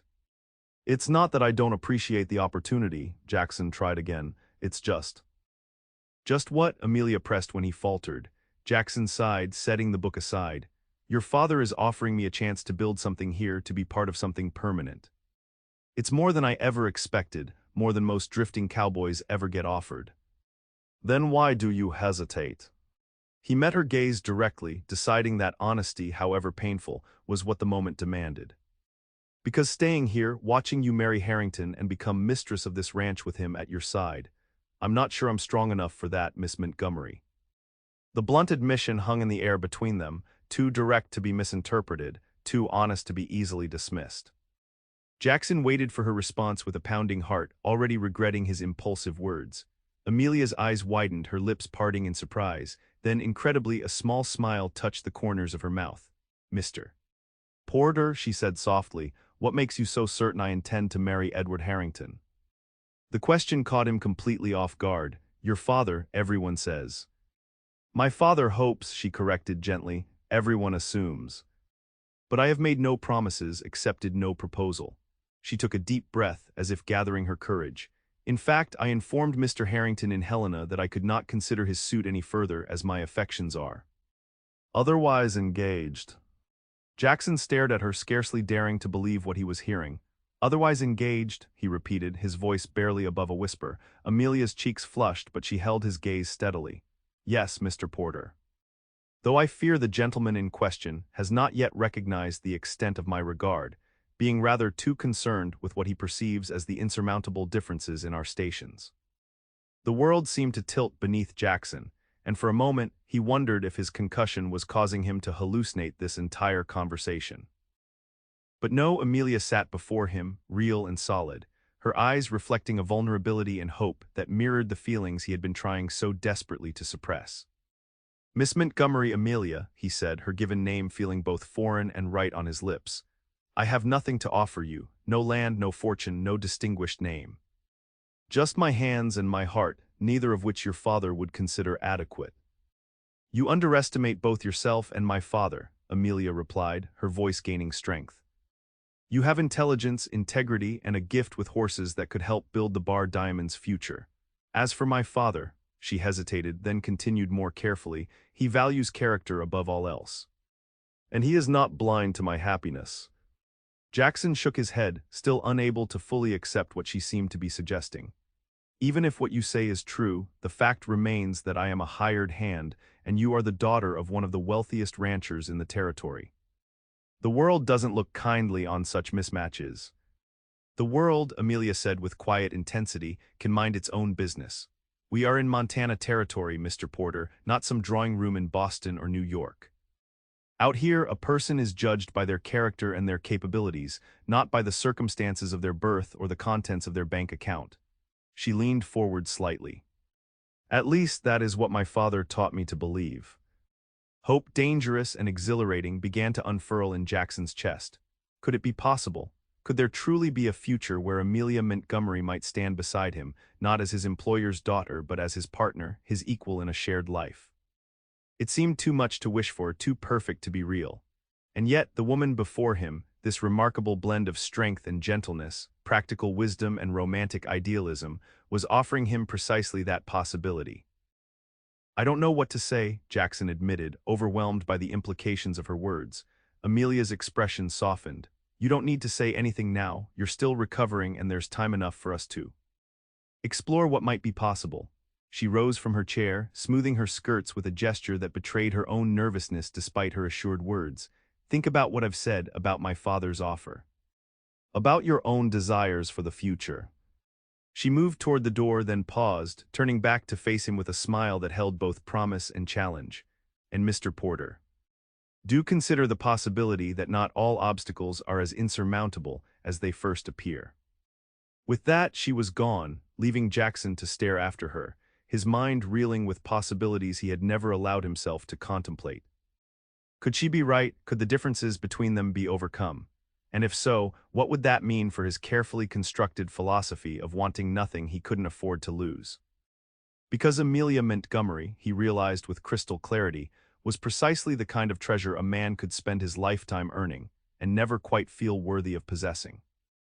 The remaining days of Jackson's prescribed rest passed in a whirl of conflicting emotions and intense self-examination. Amelia continued her daily visits, their conversations now charged with an awareness of possibilities neither had fully articulated. They spoke of books of horses, of the changing seasons, safe topics that nevertheless felt like bridges being carefully constructed between their separate worlds. By the time Doc Stevens declared him fit to return to light duties, Jackson had reached no firm conclusion about his future, only a growing certainty that he could no longer imagine that future without Amelia in it. The question that remained was whether such a future was truly possible, or merely the wishful thinking of a man who had begun to dream beyond his station. His return to work, limited at first to stable duties and gentle training sessions with the calmer horses, brought a welcome physical outlet for his restless energy. The other hands welcomed him back with good-natured ribbing about his vacation in the guest cottage, and Jackson fell gratefully back into the rhythm of ranch life. Samuel Montgomery, who had been occupied with business matters during much of Jackson's convalescence, sought him out on his third day back at work. The ranch owner found Jackson in the stable, carefully grooming the bay mare that had shown such progress before his accident. "Porter," Montgomery greeted him, his keen eyes assessing Jackson's condition. "Good to see you back on your feet. Hawkins tells me you're recovering well." "Yes, sir," Jackson replied, setting down the curry brush and turning to face his employer. "Doctor says I can return to full duties next week, barring any setbacks." Montgomery nodded, absently patting the mare's neck as he studied Jackson. "Gave us quite a scare, especially my daughter. Amelia was most concerned about your welfare." Something in the older man's tone suggested he was aware of more than he was saying directly. Jackson felt a flicker of unease, uncertain how to respond. "Miss Montgomery was very kind during my recovery," he said carefully. as was everyone at the Bar Diamond. Montgomery's gaze was penetrating. My daughter has many fine qualities, Porter. Her kindness is among the most prominent, though sometimes it leads her to develop attachments that are not always in her best interest. The implication was clear, and Jackson felt his heart sink. Despite Amelia's optimistic assessment of her father's views, it seemed Montgomery was not as open-minded about the possibility of his daughter's affections being directed toward a hired hand as she had hoped. "I understand, sir," Jackson replied, his voice steady despite the disappointment flooding through him. "I have never presumed upon Miss Montgomery's kindness." Montgomery regarded him thoughtfully, his expression unreadable. "No, I don't believe you have. That speaks well of your character, Porter." He paused, then continued in a more conversational tone, "Have you given any more thought to my offer?" "About the horse breeding program." The abrupt change of subject caught Jackson off guard. "I have, sir. It's a generous opportunity." "But," Montgomery prompted, clearly sensing Jackson's hesitation. Jackson took a deep breath, deciding that honesty was his only viable course. "But I'm not sure it would be appropriate for me to accept a more permanent position here, given circumstances." "Circumstances," Montgomery repeated, a note of dry amusement entering his voice. "An interesting choice of words. What circumstances might those be, Porter?" "Sir," Jackson began, uncomfortably aware that he was approaching dangerous territory, "I have the greatest respect for you and for the Bar Diamond. The last thing I would want is to cause any complications." Montgomery was silent for a long moment, his weathered face giving nothing away. Then, unexpectedly, he chuckled. "Porter, do you know how I met Amelia's mother?" The question was so far from what Jackson had anticipated that he could only shake his head. "I was a freight driver," Montgomery said, his eyes taking on a distant look. "Hauling goods from St. Louis to points west. Catherine's father owned one of the finest shipping companies in the city, old money, respected family." His smile held a touch of reminiscence. "When I started courting her, her father was appalled. Said no common teamster was good enough for his daughter." Jackson listened, scarcely daring to breathe as the parallel to his own situation became increasingly clear. "Catherine defied him, of course," Montgomery continued. "She had spirit just like our daughter. We married with nothing but my wagon and team to our name, and her father disowned her on the spot." He shook his head, the old pain still evident in his expression. "It took years and considerable success on my part before he would even speak to her again." "I'm sorry, sir," Jackson said quietly, sensing the lingering hurt beneath the matter-of-fact recounting. Montgomery's gaze sharpened, focusing fully on Jackson once more. "My point, Porter, is that I know something about the pain of being deemed not good enough because of circumstances beyond one's control.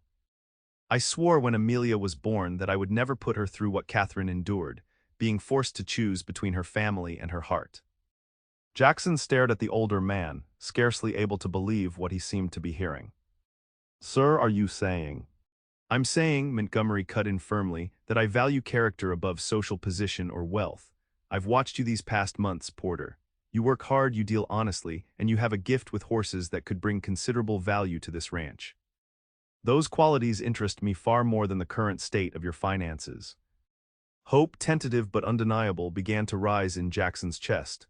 "Mr. Montgomery, I'm not sure I understand exactly what you're telling me." The ranch owner sighed, his expression a mixture of exasperation and grudging respect. "I'm telling you that if you're refusing my offer because you think I would object to your interest in my daughter, you're mistaken.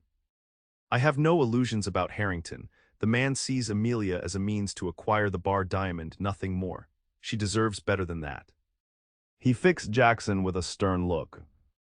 "I'm not saying I approve of any particular arrangement. Amelia will make her own choice, as is her right.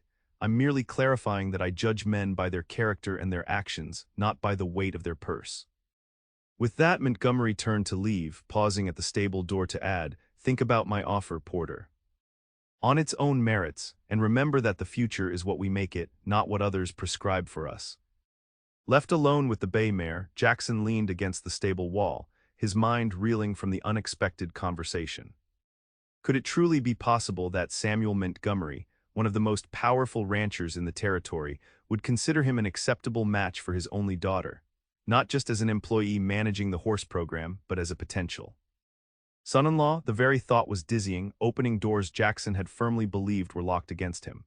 If Montgomery truly judged him by his character rather than his circumstances, if Amelia's feelings were as genuine as she had indicated, then perhaps, just perhaps, there was a future here that he had never dared to imagine.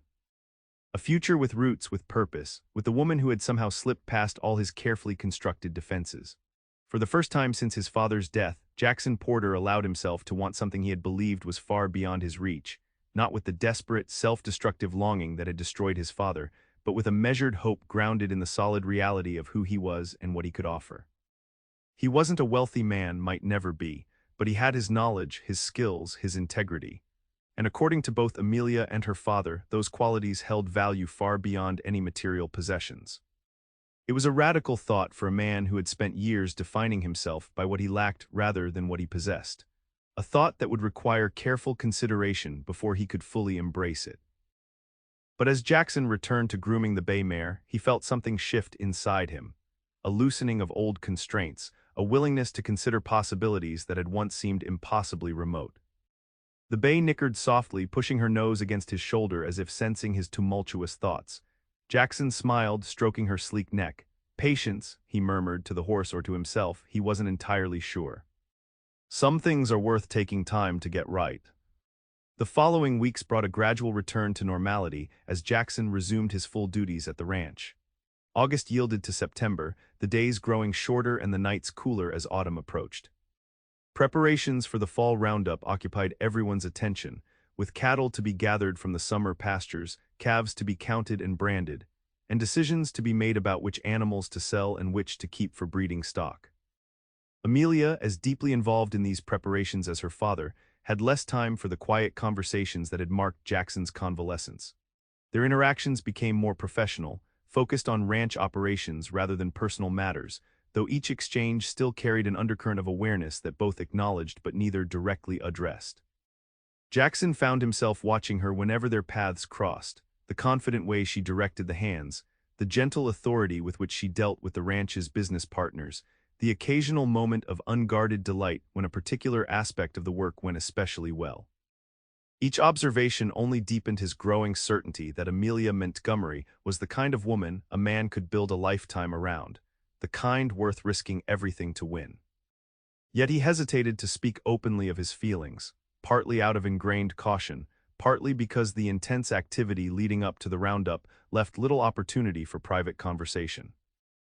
Instead, he channeled his energy into proving himself indispensable to the ranch operations, working longer hours than required, taking on the most challenging tasks without complaint, and continuing to develop his ideas for the horse breeding program Montgomery had proposed. 2 weeks before the scheduled start of the roundup, Jackson was reviewing breeding records in the small office adjacent to the stables when Amelia found him. She entered quietly, closing the door behind her with deliberate care. "Mr. Porter," she greeted him, her formal address belied by the warmth in her eyes. "Hawkins said I might find you here." Jackson rose from his chair, acutely aware of her presence in the confined space. "Miss Montgomery." "What can I do for you?" She smiled, moving to stand beside him at the desk where breeding charts and pedigree records were spread out. "Actually, I came to see how your plans for the horse program are developing. Father mentioned you've been working on some proposals." "Yes," Jackson replied, grateful for the professional focus of her question. He indicated the papers before him. "I've been studying the bloodlines of our existing stock, identifying strengths we could enhance and weaknesses we might address with careful breeding selections." Amelia leaned closer, examining the charts with genuine interest. "These are impressively detailed. You've put considerable thought into this."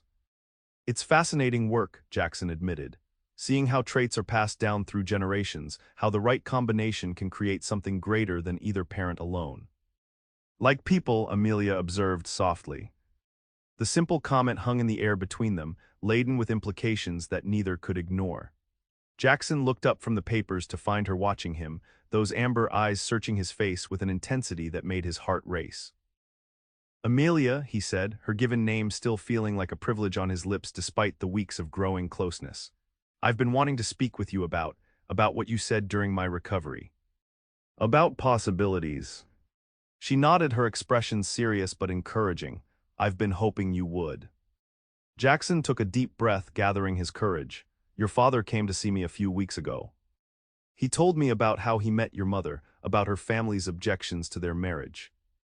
Yes, Amelia said, understanding dawning in her eyes. He told me he had spoken with you. It's not a story he shares often. He seemed to be suggesting that he wouldn't object if I. Jackson faltered, the words suddenly difficult to form despite weeks of careful consideration. That is, if we were to. Amelia's lips curved in a gentle smile as she watched his struggle. Jackson, she said, using his given name for the first time, are you trying to ask if my father would approve of your courting me? The directness of her question, coupled with the sound of his name on her lips, momentarily robbed Jackson of speech. When he found his voice again, he matched her candor with his own. Yes, and more than that, I'm trying to ask if you would welcome such attention. Because Amelia, these past months have shown me that you are the most remarkable woman I've ever known, and if there's any chance at all that you might see a future with someone like me, then. Yes, she interrupted, her voice steady despite the flush rising in her cheeks. Yes, I would welcome your attention, Jackson Porter, very much so. The simple declaration, spoken without reservation or qualification, filled Jackson with a joy so intense it was almost painful. Yet even in this moment of overwhelming emotion, the caution born of years of disappointment held him back from full surrender to hope. There would be talk, he warned. People who would say you could do better, that you're lowering yourself by associating with a man of my station. Let them talk, Amelia replied with quiet conviction. Those who matter, my father, our friends, the people who know us both, will understand what truly matters in a partnership. And what is that? Jackson asked, needing to hear her articulate what he had come to believe but still struggled to fully accept. Her answer came without hesitation: mutual respect, shared values, the ability to see each other clearly, flaws and all, and choose each other anyway. Her eyes held his steadily. I believe we have those things, Jackson. Everything else, money, social position, the opinions of strangers, is secondary. It was, Jackson realized, precisely what he needed to hear. Not romantic platitudes about love conquering all, but a clear-eyed assessment of the solid foundation they could build upon. Amelia Montgomery was no naive girl spinning dreams of fairy-tale romance. She was a woman who understood the realities of life and chose her path with full awareness of its challenges. Then, he said, his voice low but firm, with your permission, Miss Montgomery, I would very much like to court you properly, starting now. Her smile brightened, transforming her face with a joy that matched his own. Permission granted, Mr. Porter. For a long moment, they simply looked at each other, the magnitude of the step they had just taken hanging in the air between them. Then, moved by an impulse he could no longer resist, Jackson reached out to take her hand. Her fingers curled around his without hesitation, warm and certain. I should warn you, he said, his thumb tracing gentle circles on her palm, I have very little experience with courtship. My life hasn't exactly afforded many opportunities for such things. Amelia laughed, the sound light and free. Fortunately, I haven't had much experience being courted either, at least not by anyone whose attentions I welcomed. So perhaps we can learn together. The innocence of the moment, two people at the beginning of something new and precious, was suddenly interrupted by a sharp knock at the office door. They stepped apart quickly, though not before the door opened to reveal Tommy, his expression apologetic as he took in the scene before him. Sorry to interrupt, the young cowboy said, his eyes darting between them. But Hawkins needs Mr. Porter right away. There's a problem with the stock in the north pasture. Wolves got through the fence line and spooked the cattle. We're riding out to round them up before they scatter too far. Jackson nodded, immediately shifting into professional mode, despite the lingering warmth of Amelia's hand in his. I'll saddle Ranger and be right there. Tommy touched his hat respectfully to Amelia before disappearing, presumably to deliver the same message to other hands. Duty calls, Amelia said, her smile understanding rather than disappointed. We'll have time to continue our conversation later. Yes, Jackson agreed, reluctant to leave yet knowing his responsibility to the ranch must take precedence, perhaps after dinner. The garden bench where we spoke of Tennyson. Her eyes lit with pleasure at the suggestion, I'll be there. As Jackson hurried to the stables to prepare for the emergency roundup, his mind was divided between the immediate task ahead and the momentous conversation he had just had with Amelia. Despite the interruption, despite the work that now demanded his attention, he felt a lightness in his spirit that had been absent for years. For the first time since his father's death, Jackson Porter was allowing himself to believe in a future defined not by what he lacked, but by what he might build with the woman who had somehow seen in him possibilities he had never dared to imagine for himself. It was terrifying and exhilarating in equal measure, and more precious than anything he had ever known. The wolf incident kept Jackson and several other hands occupied until well after nightfall. By the time they had rounded up the scattered cattle, repaired the damaged fence line, and treated a few animals with minor injuries, it was too late for his planned meeting with Amelia in the garden. Exhausted but satisfied with their successful recovery operation, Jackson returned to the bunkhouse to find a note waiting on his bed. A single sheet of cream-colored paper folded carefully and sealed with a drop of wax pressed with what appeared to be the Montgomery family crest. His heart quickening, Jackson broke the seal and unfolded the note to reveal Amelia's elegant handwriting. Jackson, I understand the wolf situation has detained you this evening. Please don't worry about our missed conversation, there will be other opportunities. Father has asked me to ride out to the east boundary tomorrow to check on the repairs to the line cabin there. If you are available, I would welcome your company. Hawkins can spare you for the day, he assures me. Until then. Amelia. The simplicity of the note, combined with the thoughtfulness behind it, brought a smile to Jackson's tired face. Even in this small gesture, Amelia demonstrated her understanding of ranch priorities and her willingness to work within them rather than against them. The following morning dawned clear and cool, with the crispness in the air that spoke of autumn's approach. Jackson, having informed Hawkins of his assignment for the day, was waiting at the stables when Amelia arrived, dressed in her practical riding clothes and carrying a small saddlebag.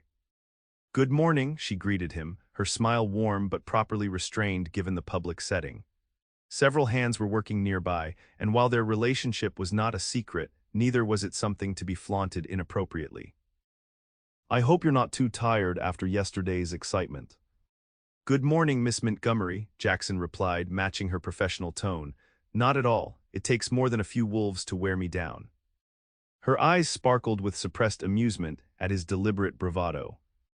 I'm glad to hear it. It's a long ride to the east boundary. They saddled their horses in companionable silence, Jackson helping Amelia adjust Midnight's girth before mounting his own gelding. As they rode out of the ranch yard, several of the hands glanced their way with varying degrees of curiosity, but no one made any comment. Jackson suspected that after months of working closely together, their joint excursion appeared nothing out of the ordinary. Once they were beyond sight of the main buildings, however, the atmosphere between them relaxed noticeably. Their conversation flowed easily from ranch matters to personal interests, punctuated by comfortable silences as they appreciated the beautiful country through which they rode. My father tells me you've decided to accept his offer, Amelia said as they paused to rest the horses beside a small stream about an hour into their journey. About managing the horse breeding program. Jackson nodded, dismounting to let Ranger drink. I told him yesterday, before the wolf incident, assuming he still wants me after I failed to protect the North Pasture herd. Amelia laughed, sliding gracefully from Midnight's back to stand beside him. I think you're safe. Even the most vigilant cowboy can't prevent every wolf attack. She hesitated, then added more softly, I'm glad you're staying, Jackson, not just for selfish reasons, though those certainly exist. The ranch will benefit enormously from your expertise. The combination of personal and professional approval in her words warmed Jackson deeply. I have your father to thank for the opportunity, and you for recommending me. I merely pointed out what was already evident to anyone with eyes, Amelia replied modestly. Your gift with horses speaks for itself. They remounted and continued their journey, the conversation turning to Jackson's plans for the breeding program. He shared his ideas freely, encouraged by Amelia's intelligent questions and practical suggestions.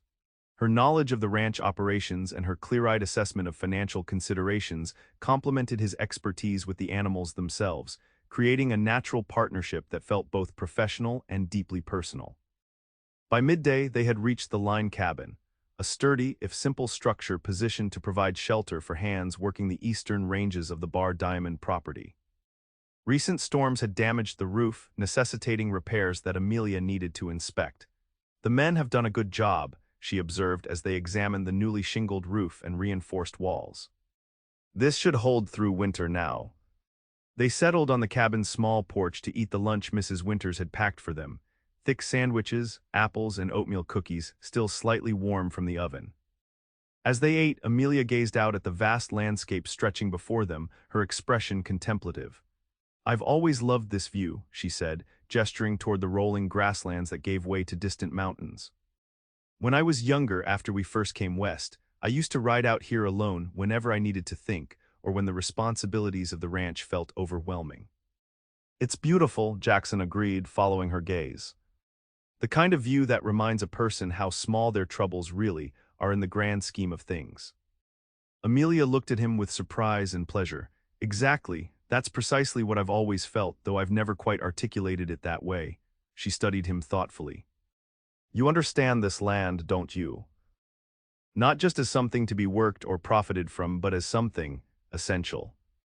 Jackson considered her observation. "I suppose I do. My father taught me to see the land as something almost sacred, not in a religious sense exactly, but as something deserving of respect and care." He smiled slightly. He was an educated man who became a cowboy by choice rather than necessity. Never quite lost his professor's way of seeing the world as something to be both studied and revered. "I wish I could have known him," Amelia said softly. "He would have liked you," Jackson replied with certainty. "Your intelligence, your determination, your willingness to challenge conventions, he valued those qualities highly." A comfortable silence fell between them, broken eventually by Amelia's quiet question. "What happened to him, Jackson? You've said he died 5 years ago, but never how." The question touched on memories Jackson rarely revisited, yet he found himself wanting to share them with her, to let her see the darker parts of his past, just as she had shared her own struggles and doubts with him. "He was killed," Jackson said finally, his voice leveled despite the pain the words still evoked. "Shot by a rancher who caught him stealing cattle." Amelia's sharp intake of breath was the only indication of her surprise. She said nothing, waiting for him to continue at his own pace. "We had a small homestead in Wyoming," Jackson explained, his gaze fixed on the distant mountains. "Nothing fancy, just a cabin, a small barn, a few acres. My father had this dream of building a breeding operation for quality horses, something that combined his academic knowledge with his practical skills." He smiled faintly at the irony. "Not unlike what your father is proposing now." "What went wrong?" Amelia asked gently. "Everything," Jackson replied with a sigh. "Bad weather, poor crops, illness, the usual frontier troubles. But mostly my father reached too high, too fast. Borrowed against future success that never materialized. By the 3rd year, we were deeply in debt with nothing to show for it but half-starved stock and mounting pressure from creditors." He paused, the memory of those desperate times still vivid after 5 years. "That winter was particularly harsh. We were down to our last resources, facing the very real possibility of losing everything. My father, he made a choice. A terrible choice, but one he believed necessary to save what he had built, to preserve the dream he had sacrificed everything to pursue." "He stole cattle," Amelia said, not as a judgment but as a simple statement of fact.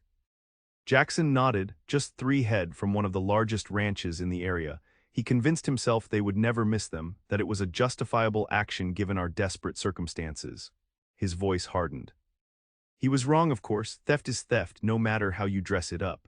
The rancher's men caught him in the act. There was no trial, no justice as the law defines it. Just a bullet in the night and a body left in the snow as a warning to others who might consider similar crimes." The painful recitation left him feeling oddly hollow, as if the act of sharing the burden had somehow diminished its weight. He glanced at Amelia, half expecting to see disgust or disappointment in her expression. Instead, he found only compassion and a deep, listening attention that invited him to continue. "After that," he said, "I couldn't stay. Sold what little we had left to pay off the worst of the debts, buried my father on our land, and started drifting. Told myself I'd never make his mistake, never want something so badly that I'd compromise myself to get it, never put down roots deep enough to trap me when things went wrong." "And that's why you've moved from ranch to ranch all these years," Amelia said, understanding dawning in her eyes. "Not just following the work, but deliberately avoiding any permanent connection." "Yes," Jackson admitted, "until now, until the Bar Diamond, until you." The simple declaration hung in the air between them, more revealing than any flowery profession of devotion might have been. In those few words, Jackson had acknowledged both the power of his feelings for Amelia and the fear those feelings evoked. the terror of wanting something so deeply that its loss would be devastating. Amelia reached out, her hand covering his where it rested on the rough wooden planks of the porch. "Thank you for telling me," she said quietly, "for trusting me with your father's story and your own." Jackson turned his hand to clasp hers, drawing strength from the connection. "I wanted you to know, to understand why I've been so cautious. Why the idea of staying here, of building something permanent, is both wonderful and terrifying to me." "I do understand," Amelia assured him. "But Jackson, there's something you should know as well." Her amber eyes held his steadily. "Your father's mistake wasn't in having dreams or in wanting to build something lasting. It was in believing he had to do it alone, in taking desperate measures rather than seeking help when things went wrong." The observation struck Jackson with the force of revelation. Throughout his years of drifting, he had focused on his father's final, fatal error, the theft that cost him his life, rather than the isolation and pride that had preceded it, that had made such a desperate act seem necessary. "You're right," he said slowly, the realization reshaping his understanding of both his father's fate and his own response to it. He never asked for help, even when things were at their worst. Saw it as a personal failure, I think, to admit he couldn't manage alone. Amelia squeezed his hand gently. The strongest partnerships, whether in business or in life, are built on mutual support. On the recognition that we all need help sometimes, and that accepting it isn't weakness but wisdom. The truth of her words resonated deeply with Jackson. For 5 years, he had been running from his father's legacy, not just the shame of his crime, but the deeper pattern of isolated struggle that had led to it. In doing so, he had denied himself the very connections that might have prevented such a tragedy. "I've been a slow learner," he admitted, a rueful smile touching his lips. "But I think I'm beginning to understand." "Better late than never," Amelia replied, her own smile warm with affection and approval. "And you have time to make up for lost years." The promise implicit in her words of a shared future, of building something together rather than alone, filled Jackson with a hope so intense it was almost frightening. Yet for the first time in years, the fear didn't prompt him to retreat or withdraw. Instead, it felt like the natural counterbalance to the depth of his feelings, the risk inherent in any venture truly worth pursuing. They sat in comfortable silence for several minutes, hands still clasped, each processing the significance of what had been shared. Then, with the practical mindset that characterized her approach to life, Amelia gently disengaged her hand and rose to her feet. "We should head back soon," she said, glancing at the position of the sun. "Father will be expecting my report on the cabin repairs, and I promised Mrs. Winters I'd help with preparations for Sunday's dinner." Jackson nodded, also standing. "Of course." As they prepared the horses for the return journey, Amelia paused, her expression turning thoughtful once more. "Jackson," she said, "would you join us for dinner on Sunday, in the main house, I mean? Father often invites Hawkins and occasionally other senior hands for the Sunday meal. I'm sure he'd welcome your presence as well, especially now that you've accepted the position with the horse program." The invitation, though couched in professional terms, clearly represented another step in their evolving relationship, a public acknowledgement of Jackson's changing status at the Bar Diamond. "I'd be honored," he replied, touched by both the gesture and the thoughtfulness with which she had framed it. "Thank you." They mounted up and began the ride back to the ranch headquarters, the conversation turning to lighter topics as they enjoyed the beauty of the afternoon. Yet underlying their easy exchanges was a new depth of understanding, a foundation strengthened by the truths they had shared. As they crested the final rise that overlooked the Bar Diamond's main buildings, Amelia drew midnight to a halt, turning to Jackson with an expression of quiet certainty. "I'm glad you're staying," she said simply. "I believe you'll find what you're looking for here, Jackson Porter, not just professional success but a place to belong." The declaration, made against the backdrop of the ranch spread out below them, the ranch that represented both her heritage and his future, felt like a promise.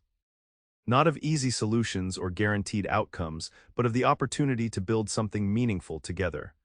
"I believe you're right," Jackson replied, matching her tone of quiet conviction. "And I'm grateful for the chance to find out." Side by side, they rode down toward the buildings below, toward the future that awaited them. A future neither had imagined when a drifting cowboy first arrived at the Bar Diamond, but one that now seemed not just possible, but right. Sunday dinner at the Montgomery home proved to be less intimidating than Jackson had anticipated. In addition to himself, Samuel Montgomery had invited Hawkins, the elderly bookkeeper who managed the ranch accounts, and the local doctor who had treated Jackson after his accident. The presence of these other guests created a comfortable buffer, allowing Jackson to observe the dynamics of the household without feeling unduly conspicuous. Amelia, dressed in a becoming gown of deep green that complemented her honey-blonde hair and amber eyes, presided over the table with natural grace, directing the conversation with subtle skill to include everyone present. Her father, seated at the head of the table, watched her with evident pride, occasionally adding his own observations or questions, but largely content to let his daughter manage the social aspects of the gathering. The conversation ranged widely, from local politics to cattle prices, from the upcoming autumn roundup to the latest news from Helena. Jackson contributed when his opinion was sought but otherwise listened attentively, grateful for the opportunity to see Amelia in this different context. Porter, Montgomery said during a lull in the general conversation, "I've been reviewing your proposals for the horse breeding program. Impressive work, especially your analysis of potential bloodline combinations." "Thank you, sir," Jackson replied, pleased by the approval. "I've tried to balance ambition with practicality, focusing on improvements we can achieve with reasonable investment over time." Montgomery nodded approvingly, a wise approach. Too many breeding operations fail because they reach too far, too fast, without establishing a solid foundation. He glanced at his daughter. "Amelia tells me you've had some innovative ideas about training methods as well." The reference to their private discussions caught Jackson momentarily off guard, but he recovered quickly. "Yes, sir, I believe that understanding each horse's individual temperament and working with it rather than against it produces better results in the long run. It takes more time initially, but yields animals that are more reliable and responsive. A philosophy that applies to people as well as horses, I'd say, Doctor." Stevens commented from his place further down the table. "The best leaders understand that different individuals respond to different approaches." "Precisely," Amelia agreed, her eyes meeting Jackson's briefly with warm approval. "It's about respecting the inherent nature of the individual while guiding them toward their best potential." The conversation continued along these lines for several more minutes, with Montgomery asking increasingly detailed questions about Jackson's plans for implementing his ideas. Throughout the exchange, Jackson was struck by the genuine interest the ranch owner showed in his thoughts, not merely as an employer evaluating an employee's work, but as one horseman to another, recognizing a shared passion and expertise. After dinner, the men retired to Montgomery's study for brandy, while Amelia remained in the dining room to confer with Mrs. Winters about household matters. As Jackson savored the fine liquor, a rare luxury for a working cowboy, he found himself drawn into a discussion about the financial aspects of expanding the horse breeding program. "The initial investment will be substantial," Montgomery acknowledged, reviewing the figures Jackson had prepared. "But if your projections for the first 3 years are accurate, the returns should more than justify the expense." Jackson leaned forward, his earlier nervousness replaced by the confidence of a man discussing his trade. "I've been conservative with those estimates, sir. Even with average market prices, the demand for quality saddle horses in the territory is outpacing supply. If we establish the Bar Diamond as the premier source for durable, intelligent mounts, we won't just be selling horses. We'll be selling a reputation." Montgomery looked up, a gleam of appreciation in his eyes. "A reputation," he echoed. "That's exactly what I've spent 30 years building with cattle. You understand that instinctively, don't you?" "I understand that a brand means nothing without the quality to back it up," Jackson replied. Montgomery closed the folder with a decisive snap. "Very well, the job is yours, Jackson. You leave for Kentucky in October. Take whatever time you need to find the right stock. I trust your judgment."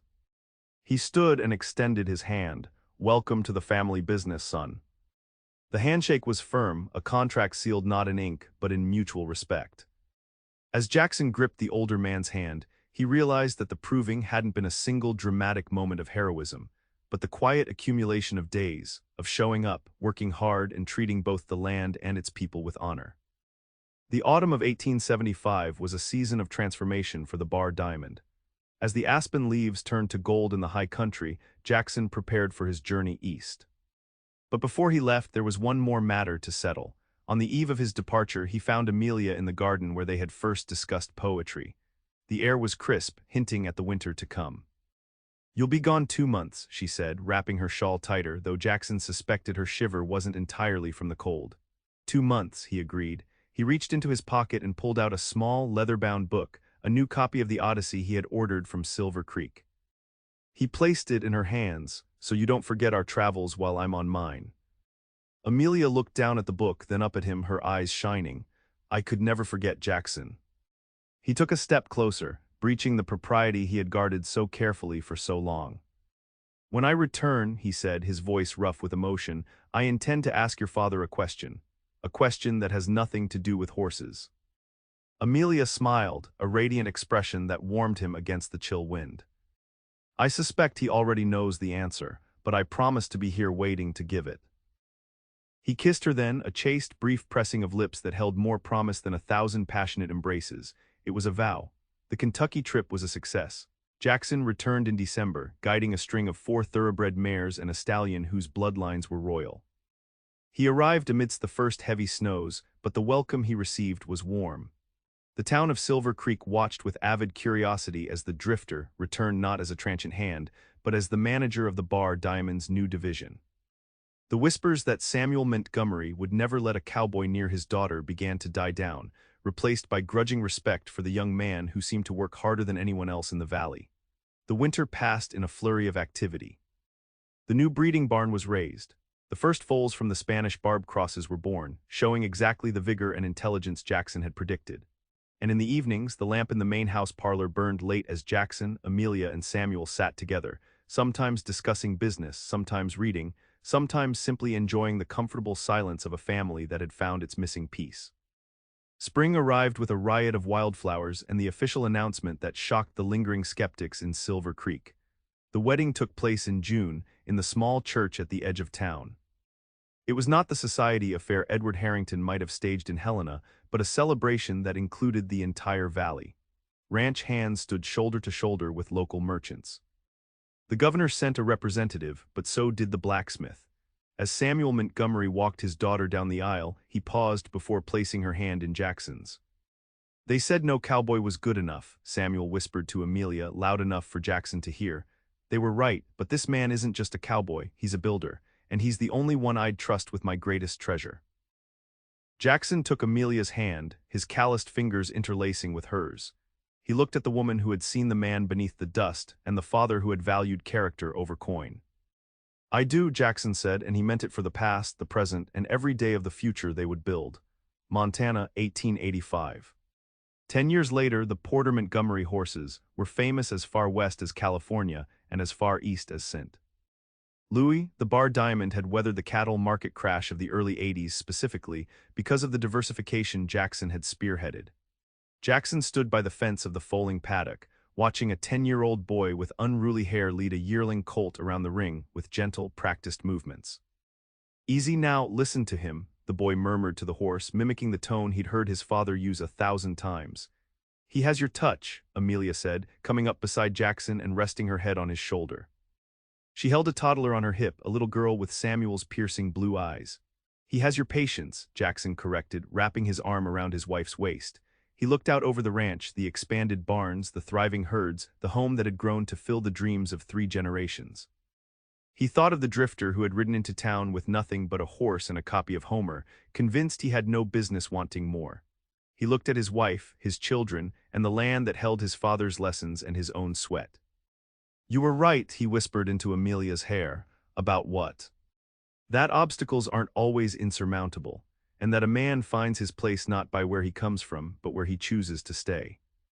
Amelia smiled, turning to kiss him as the sun dipped below the mountains, bathing their world in gold. I'm usually right, Mr. Porter. It's one of the reasons you married me. The best decision of my life, he agreed.